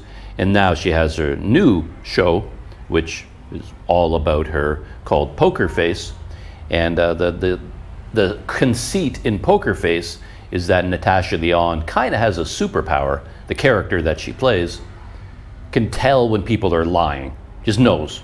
Like, it's not fancy, there's no if or what about it. You say something to her, she can just tell, lie, not lie. She doesn't even have to concentrate. She's, oh, that's a lie, that's a lie, that's the truth, that's the lie. So of course that leads her into all kinds of crazy adventures. And then the show has evolved into sort of like a kung fu type of story where the hero is a wanderer traveling from town to town, and in every town she gets involved in some sort of a crime, a murder or a robbery or a beating. Something terrible happened, and she's right in the heart of it every single time. And because of her ability to tell when people are lying, she manages to help solve the case. And yeah, there's a big overarching story. There's an arc in Season 1, like there's one big story and lots of little ones. Season 2, they changed it up. There's no longer an arc, it's episodic. So each show was like a standalone show. And they did something structurally that I find quite interesting if you think about the writing. And I don't know whether I like it or not, and I don't know whether I've seen it before or not. Because as I said, there's a crime, and then Natasha Lyonne solves the crime with her lie detecting ability. But what they do is they tell the story twice. So they have, let's say it's an hour-long show. The first 30 minutes, Natasha Lyonne doesn't even appear. All you see are these other characters involved in something, and then the crime occurs. And now the show resets in time, goes all the way back to the beginning, and now we see the same events, but from Natasha Lyonne's character's point of view, where she's right in the middle of it. So for example, there was a story that took place in a baseball stadium, involving the pitcher and the other players and gambling and announcers and all the people involved in this like minor league baseball franchise that's losing money, and they're trying to become more popular and make more money. And you got this whole show, and then there's a crime, someone gets killed. And then it starts all over again, and we learn that Natasha Lyonne's character works in the baseball stadium. The whole time everything was happening, she was there in the background, but we just don't see her. But now that we tell the story a second time, it's from her point of view, and then we see the crime and everything going on around her, but now she's a witness to everything, and then she gets involved and then solves the crime. And every episode is exactly like that. It opens with other characters we've never seen before, the crime occurs, then we go back in time, now we see Natasha Lyonne, she helps solve the crime, and then we get to the end of the show. So it's sort of like watching two shows at the same time, and I do find that a little bit tiring. It's like you're so invested in the first half. It takes time to get into a show, to get into the rhythm, get into the mood, get into the setting and the characters, and now you're fully invested, and then it just starts all over again, and you're kind of thrown out of the show. It's like, I got to get invested all over again, and now you're re-watching all of the events, and it kind of, it throws you out a little bit. I don't mind it, but I do wonder whether it's the best choice. And it must be easier to write it that way. Like, it's more difficult to tell two stories at the same time. Now they just tell two stories but separately, and I think it's easier to keep everything straight. Anyway, that is Poker Face Season 2. It's good. Yeah, I enjoy it quite a bit.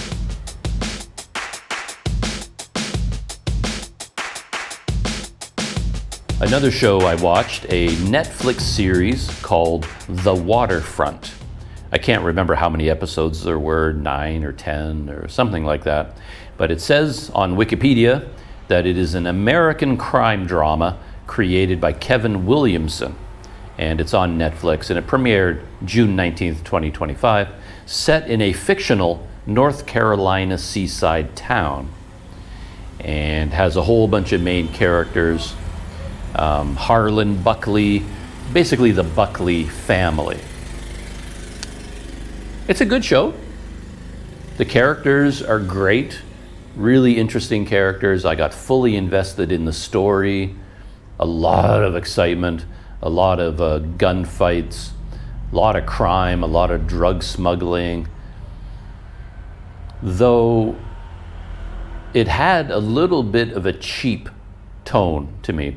I kept comparing it in my mind to Yellowstone, because in Yellowstone you've got, I can't remember the name of the family. What's the Kevin Costner's character's family? It's a rich family, in theory, that owns, a rich and powerful family that owns the Yellowstone Ranch. And they have all these enemies, and they basically keep control of their ranch through a lot of crime.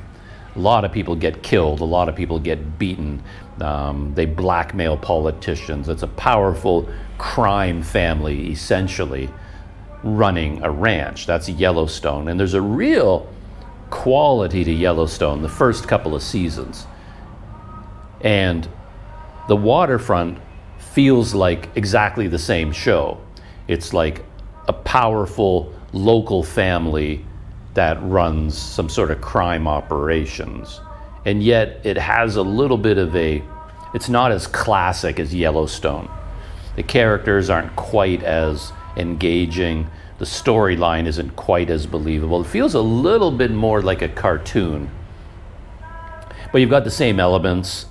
The father of the family, the Buckleys, is the same as Kevin Costner's character in Yellowstone. He's the patriarch, the leader. But one weird thing about The Waterfront is they start in the middle. Like, there's a huge story that came before that we don't know anything about, where, what's the guy's name? The character is Harlan Buckley. He's the man, the older father figure, the patriarch of this crime family. But there was a time when his father was a drug runner, and they developed a fishing business, and they were running drugs, and they had this crime empire, and then Harlan took over the crime empire, and then he left. He quit the whole crime business. He basically dropped off the map, and then he disappeared, and he was gone for a long time. But all of that happened before this show starts. Our show begins with his son, and his son is Kane Buckley. And Kane Buckley is sort of the main character, and then he kind of starts up the crime business again. But it kind of feels like we're not really sure of our ground in terms of the story. It feels like it would have been stronger if we'd started at the actual beginning. It's like we learn a little bit about the grandfather and the father and what happened in the past, but it feels like we're missing big chunks of the story. So I don't know about the storytelling structure, whether that works or not. And then we've got, of course, the crime family. Kane Buckley has to get in trouble, and he gets in trouble with a more powerful crime family, and that is being led by this guy who is a cartoon villain. I mean, these guys have to be evil, right? It's kind of weird, like say in Yellowstone, when you break it down, they're evil people. They kill, they rob, they beat people, they blackmail. They're really awful people in Yellowstone. And the Buckleys are also, because of them, people die, people get killed, they're running drugs, they're bad people. And yet, in the context of the show, we're supposed to like them. We want them to win, we're on their side. That's a weird thing that television can do. They can take somebody even like The Sopranos. It's a crime family, and yet we're rooting for Tony Soprano. We want him to do well, and yet he's busy killing a lot of people. Anyway, so the Buckleys are the same. But then that family has to deal with an even more evil family. So now we have the true bad guy in the Waterfront, and this bad guy is just nuts. Like, he's off his rocker. And he even talks about it. Like, when he introduces himself, he says, yeah, I'm a narcissistic sociopath. All my psychiatrists say so. And then he's just nuts. He's completely insane, and he's so evil, and it almost goes over the top. He's so evil. Again, he's almost like a cartoon figure. And then some of the things that happen beggar belief. That in this small town, this many dead bodies, this many people getting shot in the head, it feels like it would raise a few eyebrows. And within the context of the show, they sort of explain it away that, okay, they own the police department. Like the sheriff of the police department is in their pocket kind of thing. So when something happens and there's like a yacht with 10 dead bodies and 2 tons of drugs on it, well, the sheriff can just make it all go away. Like, it doesn't actually matter in the end that these people can run around car chases and blowing things up and burning things down and stuffing bodies into freezers and torturing people and all kinds of crazy things happening, and yet somehow it doesn't make the headlines, and nobody notices that all of this is happening. It starts to feel a little bit outlandish. But like I said, they try to make you believe there's a reason for this, and it kind of works. You can buy into it, and it's a fun show. It's a hoot. It's fun, fast-paced. You finish one episode, pop on the next, you're good to go. Yeah, so that is the Waterfront.